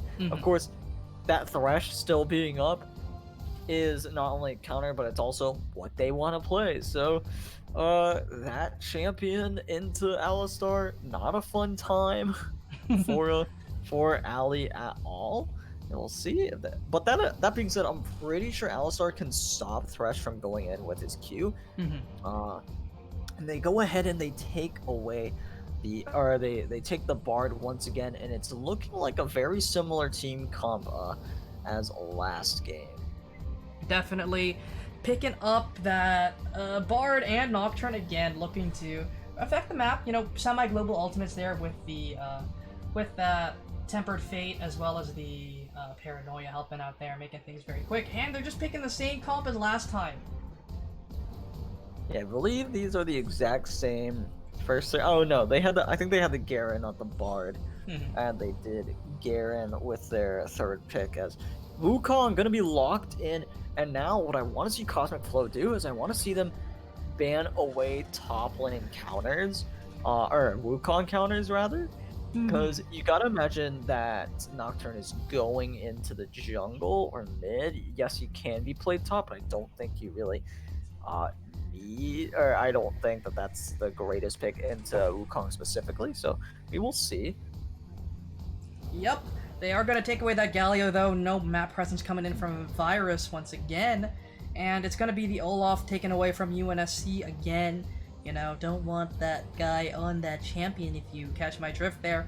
But we'll see what the last pickup here is for Cosmic, or last takeaway, sorry, for Cosmic Flow. What is it going to be here? That is the question. As we do take our time getting into these last couple bans here, it is going to be that Akali, that Ionian Ninja taken away as their last takeaway here. Final ban coming in from the Attack Titans. What is it going to be? What is it going to be? Yeah, definitely interested to see what they're gonna end up answering with. I would definitely start targeting. I would take away a mid laner, but taking away Udyr is not an awful decision, especially if that is something that he is extremely comfortable on. I will say, the Lee Sin left some to be desired, but there's still plenty of good junglers up. It's just how good their jungler is on said champions. Like, of course, Rumble's up, but Rumble may not be the most comfortable champion for him to play in the world, so we'll see what he ends up going for here in just a couple seconds. Definitely agree with that there, though. You know, good jungle bans, and we're seeing what this last pickup here is for Cosmic Flow. What is their final jungle pick? Gonna be that Kindred, though. Interesting to see. A lot of invulnerability here seen from both sides. You know, the Kindred, Lamb's Respite followed up by a Tempered Fate, you know, denying that heal. You know, very interesting to see. But what are the Attack Titans going to round out their comp with is the question. Yeah, it's definitely going to be an interesting decision for them. They could, of course, they're going to go for Scary Dairy. Garen, but cooler. Yeah. And the Darius. Scary Dairy. You know, we have a lot of great Darius players here at Legends Esports, and it's going to be picked up here for it's going to be picked up this time. It's going to be very interesting to see how it performs here. It's no Garen, but it definitely does have a lot of presence. But the Silas, that Yoinkin ultimate, and that's an Alistar. Yeah, that's an Alistar. That's a Callista that you can link up with either your jungler or your top laner. So you could definitely link up with. I think linking up with Darius is fine. That's probably what you want to go ahead and do. Give that Darius a gap closer, a second gap closer. Sorry, yeah, Stryberger exists. And this will really decide how good their comp is for the side of Cosmic Flow. I feel like they've wanted to go something like Orianna here to round out their comp. And Orianna isn't the worst thing in the world. And they play Malzahar. So really, really strong and really like all eggs in the basket of disengage for the side of Cosmic Flow. Yeah, that's looking very interesting. I dig the Malzahar here, actually. I dig the Malzahar on one hand, but you also just gave Silas a Malzahar. That is true too.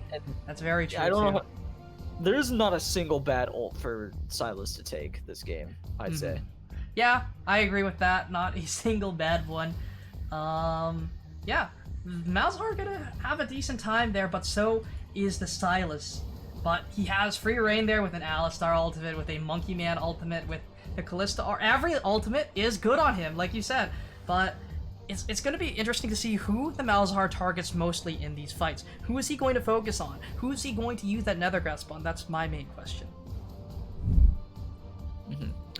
For sure. I imagine his main target would be, at least before these people get QSS, would be either Nocturne or Darius once Nocturne Spell Shield has been destroyed, or when Darius is just running at them. Keeping Darius locked in place is very useful. Of course, those three champions, being Vayne, Darius, and Nocturne, should be getting a Quicksilver Sash, so as soon as they pay that Malzahar tax, things should be pretty difficult for Malzahar to handle. I agree with that. But he'll still have targets to choose from. Oh, he definitely will. There's definitely targets to choose from, but as the non-AD champion on the team, the Silas is going to have a little bit of a rougher time there. Probably going to be Nethergrass quite a bit, but if he's able to buffer that Abduct at the perfect time, he will be able to cancel it because he'll get that stun to land. We'll see, because there's some definite outplay potential here coming in from some of the champs on the side of the Attack Titans against this Malzahar, but it's going to be very interesting how they play around that big cooldown there, and I think a good way to punish it is with the Nocturne Paranoia going around where the Malzahar cannot see. Very true. Being able to stop Malzahar from having any effect by using Nocturne ult is a very good way to accomplish that. Keeping Malzahar in the dark is the name of the game for the side of Attack Titans. You'd have to imagine, as the matchup itself in top lane is looking pretty rough for Wukong. Once again, this is a matchup where Wukong can just get absolutely demolished, especially seeing as how he was playing last game. He wasn't able to really get anything done. He was getting zoned off a lot of his CS, and if Garen was good at doing that, just wait until you see what Darius can do early game to Wukong. Darius, the scary Darius, seen in pro play as well. Broken Blade did pick that one up, and it was also into a great matchup too. Got a pentakill, and yeah, Darius, just a very scary champion, strong enough in the meta to be picked by pros. So definitely a good pickup there. I'm interested to see how Kundez plays on it as well, but I think the paranoias here are going to be very important for the side of the Attack Titans, going to try and disrupt vision for the side of Cosmic Flow. I think that's going to be incredibly important to them winning this game here. For sure. And whenever Darius is strong in pro play, you gotta imagine that means the champion is ridiculously overpowered. I'd say that champion, even when it's not strong, scares me, and it being strong just makes me want to cry a little bit. Fair. So we'll see how the rest of Cosmic Flow feel about that. On the other hand, we'll see if they're able to get anything done. Definitely agree with you there. Just a scary overall comp here coming in from the Attack Titans here, and Cosmic Flow, I think they, even though they have a decent comp themselves, I think they're going to be on the back foot for a lot of this game. They're going to have to look for these fights that they can actually win, and I think they're going to be very reliant on AoE damage, because a lot of the damage coming in for the Attack Titans very single target oriented. Silas likes to burst out one target at a time, same with the Vayne, same with the Nocturne. Darius has some AoE in his kit, but once again, very single target oriented with those bleed stacks, unless he gets that reset. But on the side of CFLO, Cosmic Flow, they have a lot of AoE. If the Callista opts for that Runeance, Hurricane, Kindred can also provide some decent AoE. The Cyclone does a lot too, but they have to try and find these winning fights, and it's going to be very hard with that Paranoia on such a short cooldown. Paranoia being on a short cooldown is always very scary to deal with.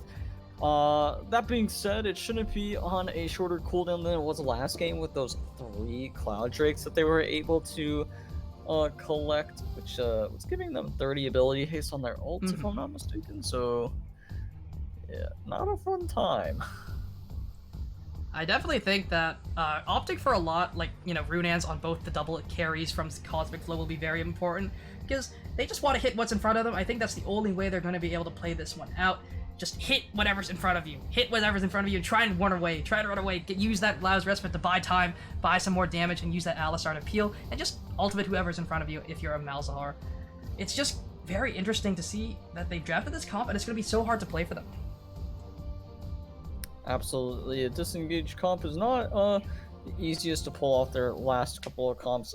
Their first one especially, their win condition was very easy to identify. It was just find great engages and then play off of that. And this game is definitely a little tougher, but we'll see if they are able to pull it out in a bit. Definitely excited to see how they do. Me as well. And I don't know, it's very interesting, but I like Attack Titan's comp here, in my opinion. I think it's great. They have everything they need here, and they have a great early game and scale decently well too with the Silas Vayne. But with that, we are going to go over to a quick break as we get things ready for game number 3, final game of the night.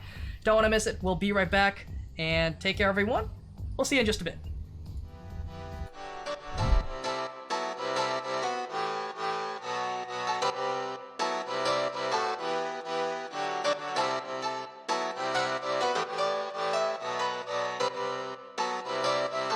I saw you smile from across the bar. Yeah, she was pretty and so close but so far. She flipped her hair and I thought this can't be true. How does a man like me get someone like you?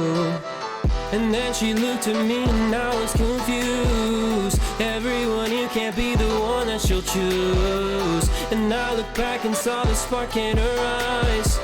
This can't be real, my head's telling me lies. Just like that, you're coming closer to me. Come shake me, grab me, so I wake up from this dream. I can't breathe, come at me. I don't know if I can speak. Then she said, come with me and let's be free.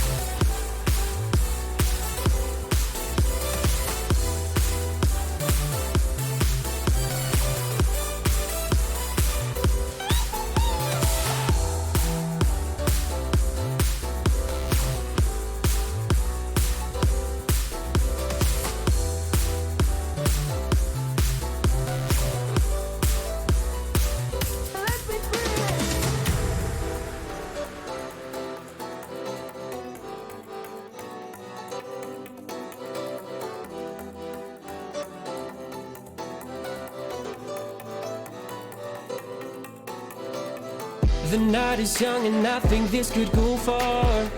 The sky is dark but you're my shooting star. Could see your face reflect upon the moon. It was a pretty summer night in June. And then she looked at me and I was confused. Everyone here can't be the one that she'll choose. And I looked back and saw the spark in her eyes. This can't be real, my head's telling me lies.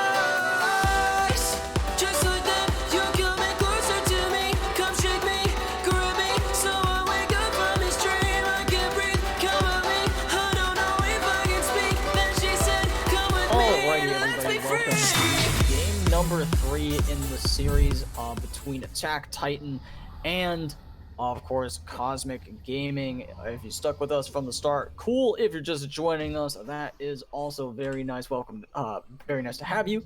And it'll be a doozy because the last game was a pretty big top diff, and it was a pretty similar champion. It was a very similar matchup.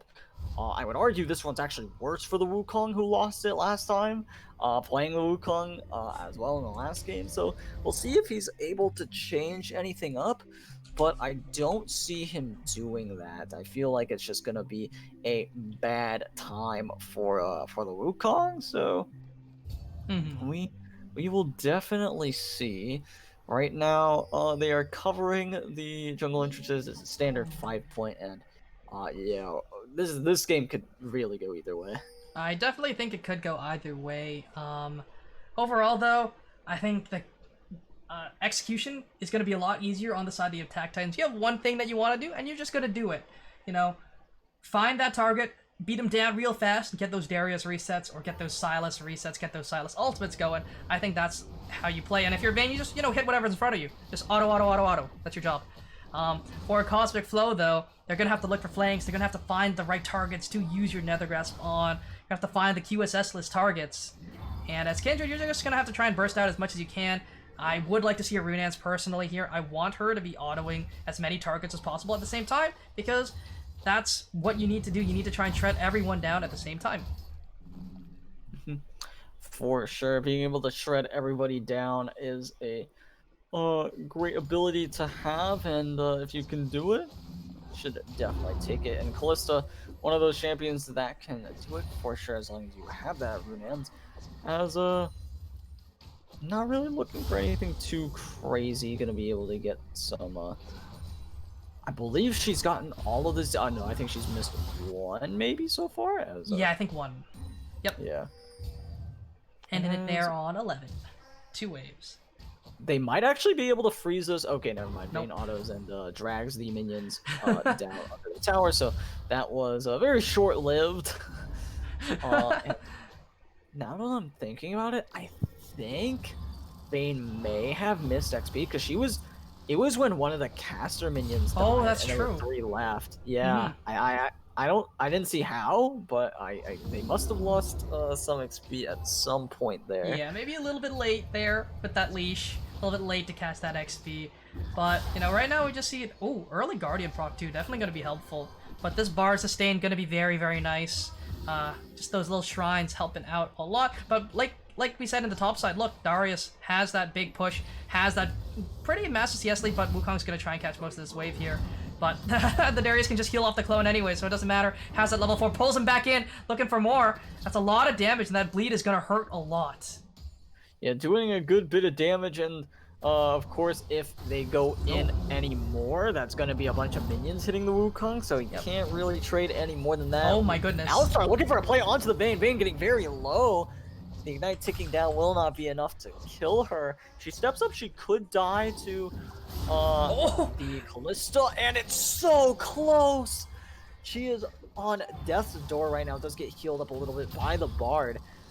As we see Silas trying to make something happen in the mid lane, trying to do what he can in this matchup. As now, Kindred's actually walking down alongside the Nocturne, and top lane going not as bad as I thought it would be, because Garen was a bit harder matchup than I thought.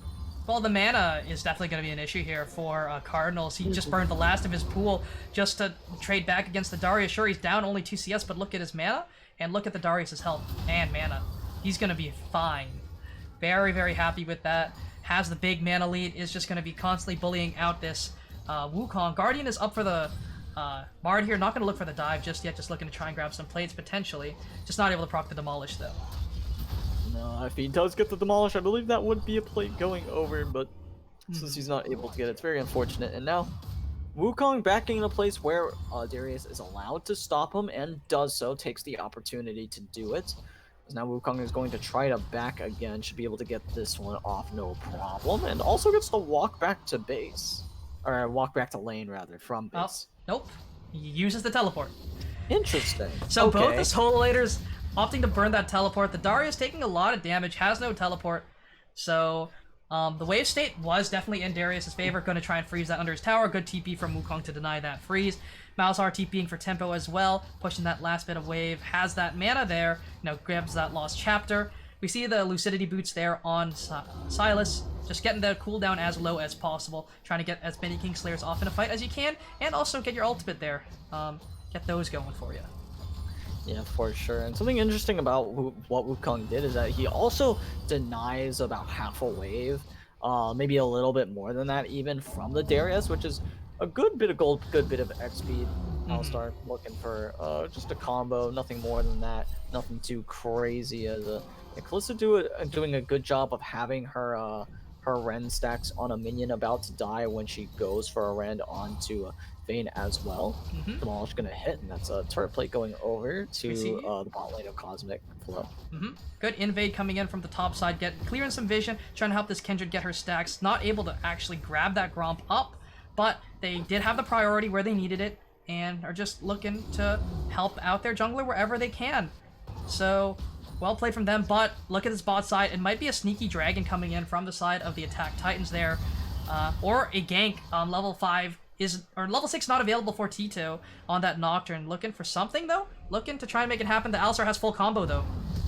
Flashing away. But a nice spell shield from the Nocturne is going to be able to deny that. The heal coming out from Callista, trying to get her support to safety, but her support might be going down in just a minute. One more auto will do it. The Vayne will find it, as now Vayne could be in a little bit of trouble. A lot of Ren stacks being procced, and the Kindred going to end up keeping the Silas alive. But the Malzahar is here ulting the Nocturne. Nocturne gonna go through the Mystic Journey, gonna be able to find his way across, and they kill the Callista, who greeds for the kill on the other side. And taking that magical journey when the Bard is up.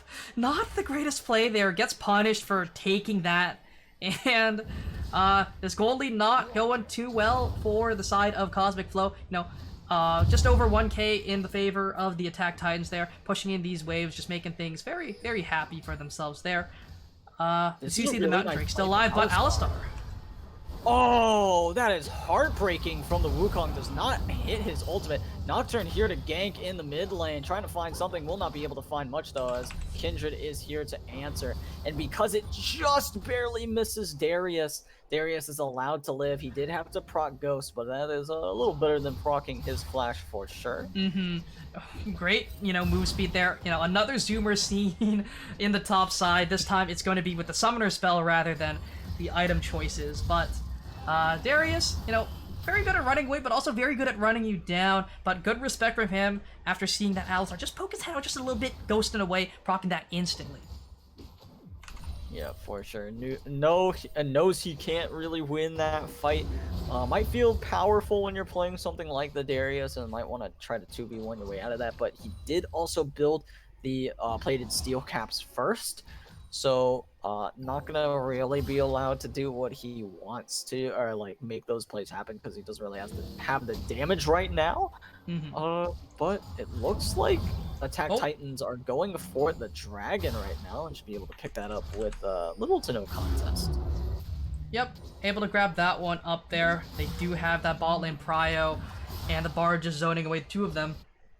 Able to grab that one up, but look at the invade on the top side. It does mean that Cosmic Flow get what they wanted there. They get that mark, they get that Gromp, and they get to invade on that blue buff.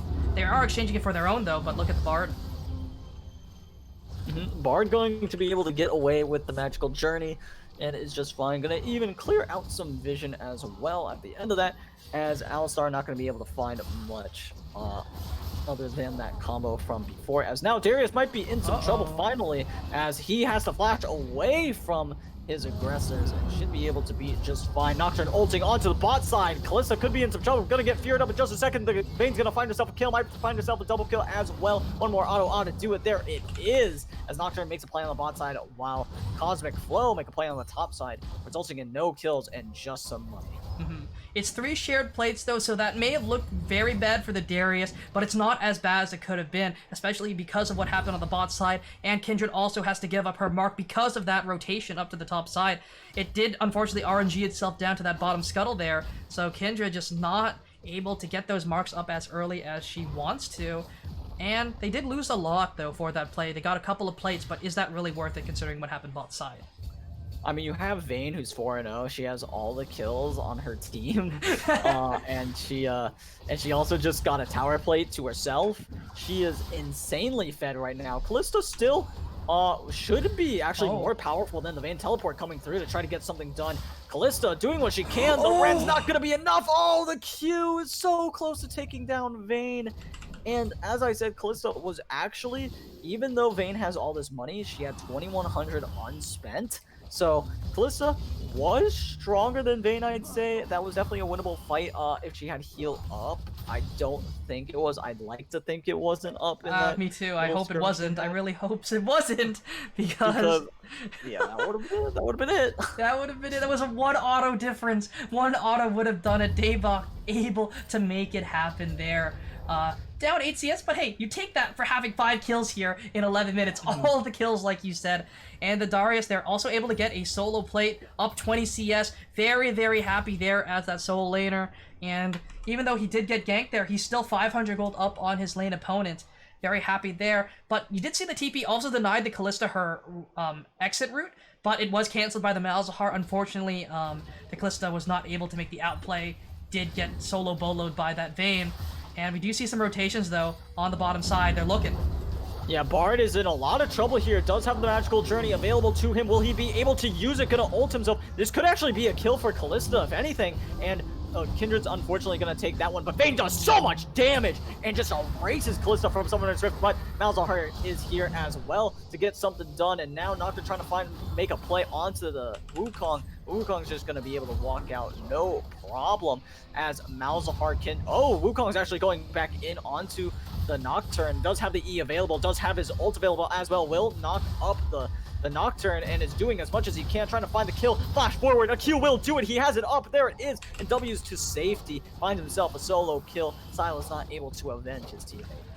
Cosmic Flow finding some good plays here. They did lose the Kalista, but it was a 2-for-1 because of that fight up in the top side. Darius getting a lot, though. Look at this solo plate. Look at this solo power. He's breaching the gates on another champion this time. But On the bottom side, they had a good play. They lost the Callista, but the Kindred was there. The Malzahar was there because I think the Vayne wins that on her own, honestly, 2v1. But because Malzahar was there to use that Nether Grasp to shut her down, keep her from moving, that suppression very, very helpful, and Vayne will have to pay that QSS tax very, very soon.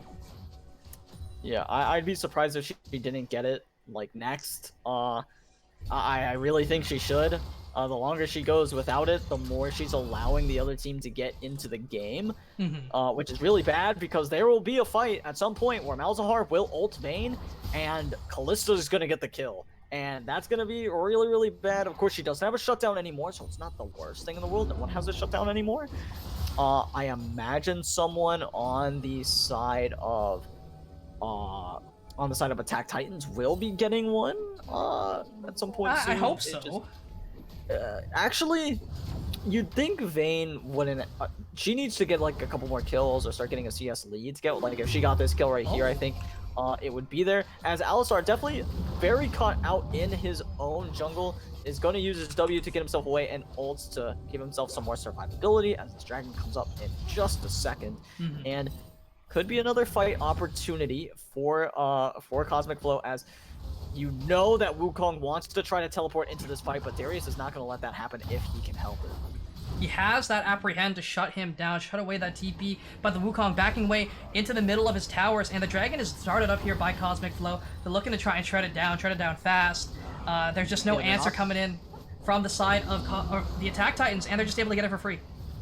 Yeah, Nocturne ult is gonna finally come through, and the Wukong ult is coming in a little too late, but the Kindred ult might be able to keep them alive long enough for Wukong to make a difference. He is onto Vayne. Vayne taking a lot of damage, is gonna flash away, and it might go down to the Wukong, but not before the Alistar does, as Silas is wreaking havoc onto Callista, but Callista is doing her best to start kiting away. Does have the Alistar ult available to him, and yeah, that's gonna just be a dead Callista. Not gonna be taking any damage anymore, as Wukong not able to find the Vayne, but does find the Nocturne, and now Vayne is just able to kite away to— oh my god! But the outplay from the Wukong, able to find the double kill for himself, but also at the end of that, Silas gonna find a double kill as well. Meanwhile, though, on the top side, Darius is just free pushing. Yup, he is just solo boloing, breaching gates there, left, right, and center, doing it again. Kundez going through, breaking towers, taking names. He has no kill participation, but he has a whole tower to himself, just pushing through, breaking the game wide open, putting the game in his hands. But we did see that was a good fight from the side of Cosmic Flow. Cardinals able to pick up a lot of gold for himself there. The Malzahar ultimate was used as well. Kindred's Land's Respite stalled the fight for so long, but he was bopped out of there, not able to get the healing, and was taken down quite shortly after. It was just a great fight overall from both sides. They played it about as well as they could have, and Darius, though not there for the fight, was definitely doing a lot of damage around the map on his own. For sure, and the really scary part of that is when he was playing Garen last game, we said, oh, he has 0 kill participation, and then all of a sudden, he had all the kill participation. Yeah. After that, so I mean, I'm very scared of what this Darius could do. Give him another Rift Herald. Yeah, also getting Rift Herald means that a tower will be going down. After that, as Callista's in some trouble. She's just dead. Teleport coming through. It's not going to be enough. Vayne picks up the kill. But now they could actually look to try to catch out the Vayne. Vayne going to take the magical journey right into the Kindred, but Kindred just getting melted. A double kill for the Vayne, as now Silas looking for the kill onto the Alistar, who has been caught out in his own jungle. But is it really his anymore? He's going to go down, as now Malzahar has to run away, and it's just looking like Attack Titans might run away with this game. Yep, 5k in the lead, looking to take home another tower. Cardinals not there. He is their strongest member by far, just not present. Doesn't have the teleport, and they're still fighting even without him there. They have no damage if Cardinals is not there. The Kindred only has a Gale Force. She doesn't do any damage. The Callista, has no items. Very, very not useful right now. And the Alistar, has that CC, but what can you do? All you can do is knock people up and run away. Yeah, not a lot you could do in that situation at all, as Callista 0-6 and 0 having a really bad time existing. Yeah. And it's just Oh no. Oh, and speaking of which, they have ulted onto the Callista. Oh. Gonna get feared up. But Malzahar doing what he can to try to... Oh, that was not Malzahar. Sorry, that was Silas using Malzahar ult, as now Kindred's gonna jump out of her ult, try to get to safety, but there is no safety outside of the Lamb's Respite, as they are starting to walk towards... they were walking towards the drag pit, but that is not up for another minute and a half, so they're just catching waves now. Catching waves, getting picks. That's what the Attack Titans comp wants to do, and they're doing it very, very well. You know, catching out the Kindred, well, it was the Callista who got caught, but, you know, Kindred, the sacrificial lamb, ha ha ha, funny. But, yeah, Kindred was that sacrificial lamb, was caught out in exchange for that 0-6 Callista. I think it would have been better to just leave her, you know, not try to save her. I think that was the play, but, you know, you take what you can get, I guess. Callista got to live, and she gets to farm a little bit more. You know, 5 CS lead. Let's go! Yeah, woo! Having that 5 CS lead. Too bad you are down about 2,800 gold. So, it's not a great time for Callista. Callista also a snowballing champion. When you are this far behind, Callista is not really a champion anymore. Oh no. Yeah, Alistar has to immediately use his flash. He's got to understand that the lines have been drawn at the tower. You really can't walk past where your towers are anymore. That's not necessarily your jungle, especially not that far out, like right next to the Baron pit. It's not where you want to be. Like walking up to red buff is pushing it at the best, and they are.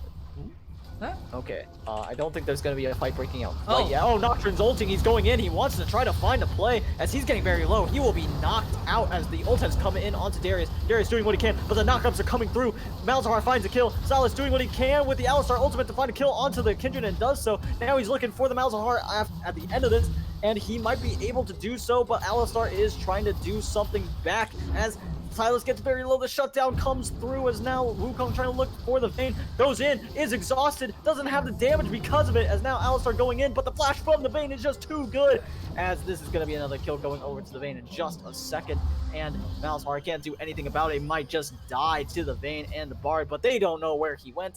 Don't realize that but he stopped his back. Might be able to find a kill onto Vayne. Vayne is so fed. She misclicks. She autos one of his little minions. She might go down to the Malzahar E as well as Scourge, but it's not going to be quite enough damage. She doubles back a little bit. Might be why she dies, and nah, she's just going to be able to run away, it looks like, as Malzahar might take this magical journey. He does not. Okay. Oh, look at the top lane. Oh, this could be bad for Callista. Never mind, it just is bad for Callista. There's no might about it, as Nocturne just ulted in onto Malzahar as well at the end of that to try to pick up this dragon as well, and that's just dragon going over. Nothing to be said about this one anymore. Oh, maybe not, as Alistar and Kindred want to continue the fight, continue the brawl, as they should be able to take this dragon away. It looks like no real way in for Nocturne anymore. It doesn't have the flash, doesn't have the ult anymore, and yeah, I guess there was something to say about it as Silas is walking up, but they respect him enough to start walking away. Yep. And, yeah, they get away. Darius gets another tower, though. You know, he participated in a fight. He got a kill. Oh, no. Kindred gets greedy and is going to die because it actually uses the Lamb's Respite to keep herself alive for just a little bit longer, and she actually gets to safety just barely, and Silas doing what he can with the Wukong ultimate, but it's not enough as he goes down. Darius here as well to try to get something done as Alistar goes down, and that should be the end of that very, very extended fight. Very, very extended fight there. Dragon does end up going over for Cosmic Flow, taking advantage of the fact that the two solo laners were on the top side, taking out that now 0-7 Callista. I don't think it was really worth your teleport there. Silas ended up TPing for that play to take down the Callista down at the top side. But they were able to get a couple of kills in return. You know, it was a super extended fight. But they are still ahead by quite a bit. But it is 5k instead of what could be 10k. They are giving up some shutdowns, though. The Silas is very strong. He did fall. The Vayne now has another shutdown, though, 400 gold to her name. That is true. That is 700 gold that could go to Callista if they play their cards right. But that being said, Attack Titans should not let that happen. There's no world where that should ever happen just because of how powerful they are. If they fight as 5, as long as they are willing to give, like, they don't need to give any ground at this point, as long as they just fight as a team. There's no fight that Cosmic, I'm sorry, I forgot the second part of Cosmic their team. Flow. Cosmic Flow, thank you. There's nothing Cosmic Flow can really do to come back in this game, just because of how far behind Kalista is right now, and catching up to Vayne is just not enough, because Vayne will be more powerful than Kalista. You have to put all your eggs at this point into Kindred, Wukong, and the Malzahar. Those are really the only ones that are gonna be doing the damage right now, and we'll see if they are able to do that. Of course, maybe I'm wrong about Kalista. Maybe she's able to do something if she gets to 6 items, but that's asking for a lot. I don't know if it's just you, but I think Davok is egoing a little bit there. Buying the BF sword before the QSS. Thank you, O Money, for that in chat. But yeah, a little bit of ego there showing from the Attack Titans here. No QSS for anyone on the side of the Attack Titans as of now. So, very interesting to see that she's not opting for the defensive options. She's opting for just pure damage. She wants to shred people as fast as possible, and you know, I guess she's trying her best to get shot down by Malzahar, but we see something coming through. Oh, this could be really bad for the side of Attack Titans as they're going in. The Bard could be in a bit of trouble. Kalista just gonna die. I don't know why they're even focusing her at this point. She actually doesn't go down, as the ult from Bard is going to hit her, but they're like, you know what? You're not gonna go in on that. You don't really have the ability to do so. You're all scattered to the winds, as they could look for Silas, as Alistar does want in, but so does Darius. Darius willing to go for a play, but Kalista gonna ult her support to safety. Kindred could be in some trouble. The flash forward, but the stun from the Silas is gonna miss. A huge combo from the Alistar is gonna allow the Kalista to get a kill onto the Darius, and now they're doing what they can, trying to find a kill onto the Silas as well. He's getting very low, but he has the ult from Alistar, but it's not enough. The Malzahar just does too much damage, as now the Silas is going to go down, and the rest of his team has to run away. Yep. They fought split. The Lamb's Respite, buying a great amount of time, and a beautiful combo from Dyslexic helps keep their hopes alive here in this game. Down 4K, the gold gap is closing little by little. They're pulling back, they're fighting back strong, but it's still in the hands of the Attack Titans. They have a couple more mistakes they can make before this game goes the wrong way, but right now, it's definitely looking like Cosmic Flow definitely has a shot in this game. Right, so yeah, Cosmic Flow should not have had a shot in this game because of how ridiculously fed the Vayne is right now, and the rest of her team is also doing pretty solid right now, and Silas is being set up for success with all these ultimates, but it doesn't matter because they're just making really bad mistakes, and that's what it boils down to, right? Is like it doesn't matter how far ahead you are, you can throw a game if you don't play the game correctly. Yeah, I mean, they're definitely throwing their bodies the wrong way. They're going for the incorrect targets there.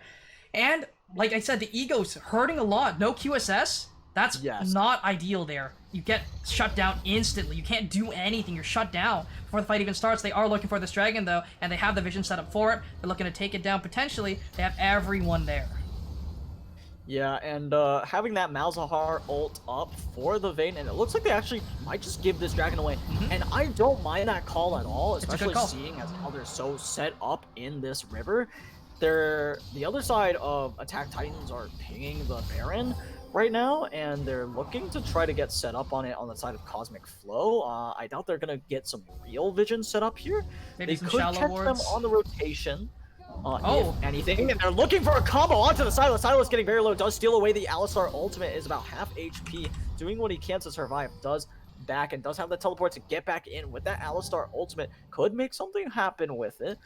We will see if that is the case, though. And, you know, good chunk on the Silas does force him to base away. They don't have any vision set up. Neither team has vision set up in the opposing jungle, so they just don't know where anyone is. They can't see anything. But it looks like Cosmic Flow looking to try and set up a little bit further of a vision line. And, nah, they're just going towards this mid lane, trying to push that, contest that. Silas is there, however. Yeah, we'll we'll see if Silas is able to make something happen. It does look like he's just gonna walk away, as each team is going to reset, or rather, Cosmic Flow is gonna reset, which is a little strange, seeing as if they know that this reset is happening, Attack Titans could just go to Baron. They don't, luckily. They have no clue. So that's good at the very least. They're actually pathing towards it anyway. They could be looking to set up. I think they're just gonna look for vision at the very least. A couple of shallow wards placed there, and you know, it's just, you know, battle of two fronts. Nothing really happening too much. Just chilling there, fighting for Scuttle, fighting for Vision. That's the main thing that's happening from either of these teams. But it looks like the Vision war is slightly going in favor of the Attack Titans. They have a couple more wards in those shallow entrances, in those jungle entrances, so they'll be able to see things a little later than you would like to, but at least they'll know about them happening. Unlike the side of Cosmic Flow, they're just not able to walk up too far without a 4-man rotation. For sure, that is the case right now, as there could be a bit of shenanigans in the top lane, as now Nocturne going in onto the Malzahar. Malzahar has to run away, doing what he can, does not have a Zhonya's available, and he goes down. This could be absolutely detrimental for the side of Cosmic Flow, as now Darius and Nocturne are caught on the wrong side of this fight, as it doesn't matter, as there's no real wrong site for them, as Alistar is here now trying to survive, and the heal's going to come through to keep him alive, but Darius just flashes over the wall. He wants in. He's going to be able to get the kill. The ult comes up very late from the Alistar. Definitely needed to use that a lot earlier, as the rest of Darius and his team will be able to just leave right now, as Wukong might look for a play. Doubt that he'll be able to find what he wants, as this should just be Baron for Attack Titans. Oh, most definitely should be Baron. They got 2 free picks on the Alistar, on the Malzahar. They have no Nether's Grasp. They have no Engage without that big cow. That lovely, lovely stake there is well done, taken down very early before they can even contest this Baron, and it's a free Baron for the side of Attack Titans. They just get to walk around, do whatever they want now when they get those free picks. The Malzahar just overstepped his bounds a little bit, even though it was his tier 2 that he was standing by, but you know, without vision, you just have to expect a Nocturne to be there. You have to play like he's always going to be right next to you. Especially when you don't have that vision. Everywhere is dangerous. Even, maybe under your tower is safe just because they don't have vision there. If the minions are there, then it's dangerous. So it's really it's hard to gauge what's safe when you're fighting against a Nocturne, and that's why Nocturne is actually really good in these slightly lower elos. I believe some of the players on the OP at least were diamond. I don't know if any of them in this game are. I think they are some diamonds on both teams, but we do see the QSS coming in from Vayne now. Thank you, chat. 30 minutes in. Let's go. The QSS has come through. So, you know, let's get some pogs here in chat for that coming through. Yeah. So things are going a little bit better. You know, the Vayne is no longer that target for the Nether Grasp. You're probably going to have to look for that Silas or that Nocturne, but it's just not looking very ideal for them right now, and the vision line just being pushed further and further away from, further and further into the Cosmic Flow jungle, but here comes the Nocturne, just pushing them away. Yeah, just looking like he wants to push them off of the tower. Nothing else should happen other than that. And Darius is looking to take down this tower as Breach well. in! And does manage to do so. And now is trying to fight in the Wukong 1v1, but I think Wukong wins this as long as no one else shows up. But other people definitely showing up, and he does respect that and flashes away. As the rest of his team is holding on to this mid lane tower, but it falls anyway. Vayne is just too strong right now for them to be able to realistically hold on to that. Wukong trying to find that kill onto Darius. Darius is going to be too tanky to do so. That was played as Steel Caps coming in clutch in that situation, as Silas is splitting in the top side. So a lot of things going wrong for Cosmic Flow. There we go. There we go. You know. Okay. So chat, 4 stacks on the Kindred as of now. Just not stacking up very well so far this game.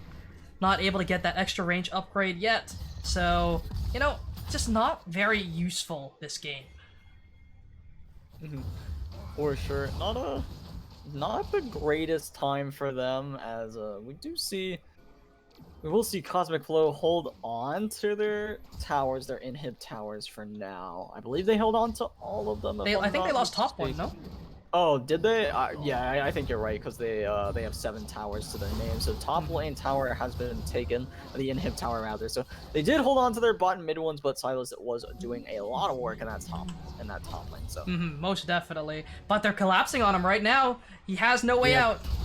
could be in a lot of trouble. The only way out is with Nocturne ulting to save him, but I don't think that's gonna end up happening. He's gonna use his ult to tank as much damage as possible. Bard ulting, buying his team as much time as possible to not help his top laner, but or their mid laner rather, but instead to start taking some objectives, some structures in the bot lane. They should get an inhibitor, if Yep. not 2. I think they get one should just be- guaranteed. They have to run away though, because they are cut off on the rotation by everyone on the side of Cosmic Flow. But in exchange for their top laner, or sorry, their mid laner, they were able to grab that bottom inhib, and no towers remain other than those 2 little ones at the Nexus. And this game is just slowly bleeding out for Cosmic Flow. They had a shot, but right now it's just falling further and further away. 7k in the lead is the Attack Titans as of now. Yeah, as I was saying before, it was always going to be Attack Titan's game to lose. There's no realistic way they lose this if they just play correctly, and they've started playing correctly again. They've started finding their okay, so this is exactly what we need to do, and just really good stuff from the Bard to keep his mid laner alive at least for a little bit to distract the enemy team from what's going on in the bot and mid lanes. And of course they know what's happening, but they got to get this kill or else their rotation was for nothing. So even though they're trading 1 kill for a tower and an inhibitor, that is just fine with the side of Attack Titans, because those are very, very valuable objectives to gain. And as long as it's not the Vayne that's falling, hey, you take those. You don't want your Vayne given over that 550 gold. She is 11, 2, and 6. Very, very strong, sitting on 4 completed items as well as those little boots there. But, yeah, you know, this game could have definitely ended a little earlier, but, you know, the Attack Titans getting a grip on things, taking back the reins, or not taking back the reins, but taking better control of them as they should have earlier because of how fed they were. But right now, they're just trying to get these inhibs pushed down through, maybe stop some bases potentially. We see something happening here. Ooh, good flank from Dyslexic though. Nocturne wants in though. He wants to try to find a kill onto someone, or he's just trying to wreak as much havoc as possible. Will not be able to ult in, but Alistar rather is very low. And Kindred trying to find the kill onto Vayne, but just gets absolutely deleted and is not able to find the kill. Vayne's lifesteal is insane right now, able to do whatever she wants in this match, and they are looking for the end at this point, you'd have to imagine.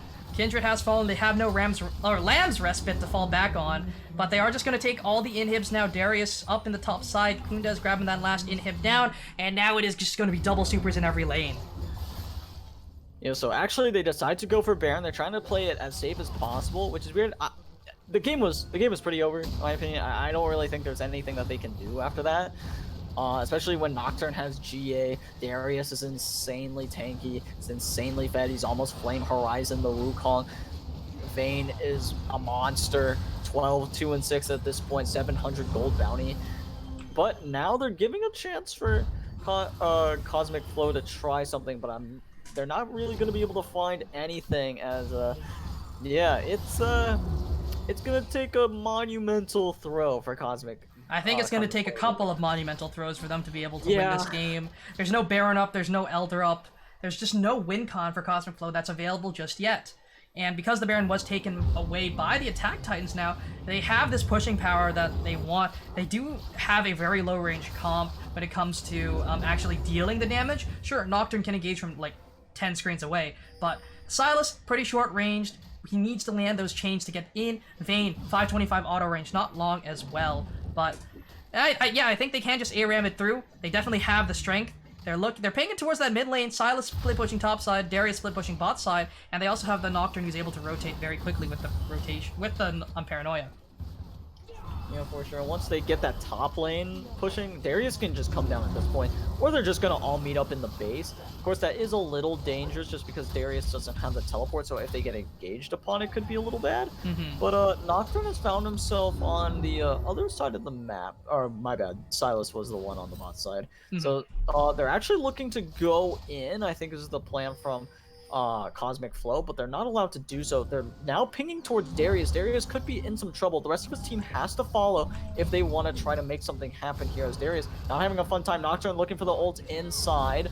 Will not be able to find what he wants, though. Does not see a good target, as now Alistar has to flash forward, uses his ult, and now gonna go back in and might end up paying the price for that, and uses his combo to try to get something done. And now Vayne could be in some trouble, but is just too fast and too furious getting away from the rest of the enemy team, as the Bard ult is gonna hit. That could be bad. Oh no, but Vayne is just free hitting everybody. It's not bad at all for them, as she might find herself pentakill, triple kill right now, as she finds the rest of the team just went down, as yeah, that's just game going for the side of Attack Titans. Their first win in the LRS. They take it home. First victory coming in week number 5. Very, very happy with that one. And as we do move over to the end screen here, it is going to be that victory coming in for the Attack Titans. Taking home victory number 1 here. Happy with that. You know, well played there. They could have ended earlier, but, you know, had a couple mistakes, but they were able to pull it back, take those Barons when they needed it, and I'll give your tokens over real quick. You know, here you go. Have fun with those. You know, maybe buy a crown or something. You'll see, you'll see. But tokens given over. It is going to be the Attack Titans taking it home. Going, you know, 1 and 4, I believe now. 1 and 4, I think. Very happy with that. For sure. You definitely don't want to have that 4 in the losses column, but you definitely didn't want it to be 0 and 5 either. Finding a win definitely feels good. Probably help the mentals, and on the other side of that, it's gotta be at least a little frustrating for Cosmic Flow dropping to 2 and 3, but it's not the end of the world. They still had a pretty solid showing, and hopefully they can bounce back in their next series. Definitely, definitely. But with that, we'll go over to a quick break as you guys... Oh, sorry. Do vote for your player of the game real quick. There you go. Take a look at that. Take your votes in. But who do you think deserves player of the game here? Daybok played very, very well, but I think there are a couple other contenders, but Daybok definitely a big one. I would say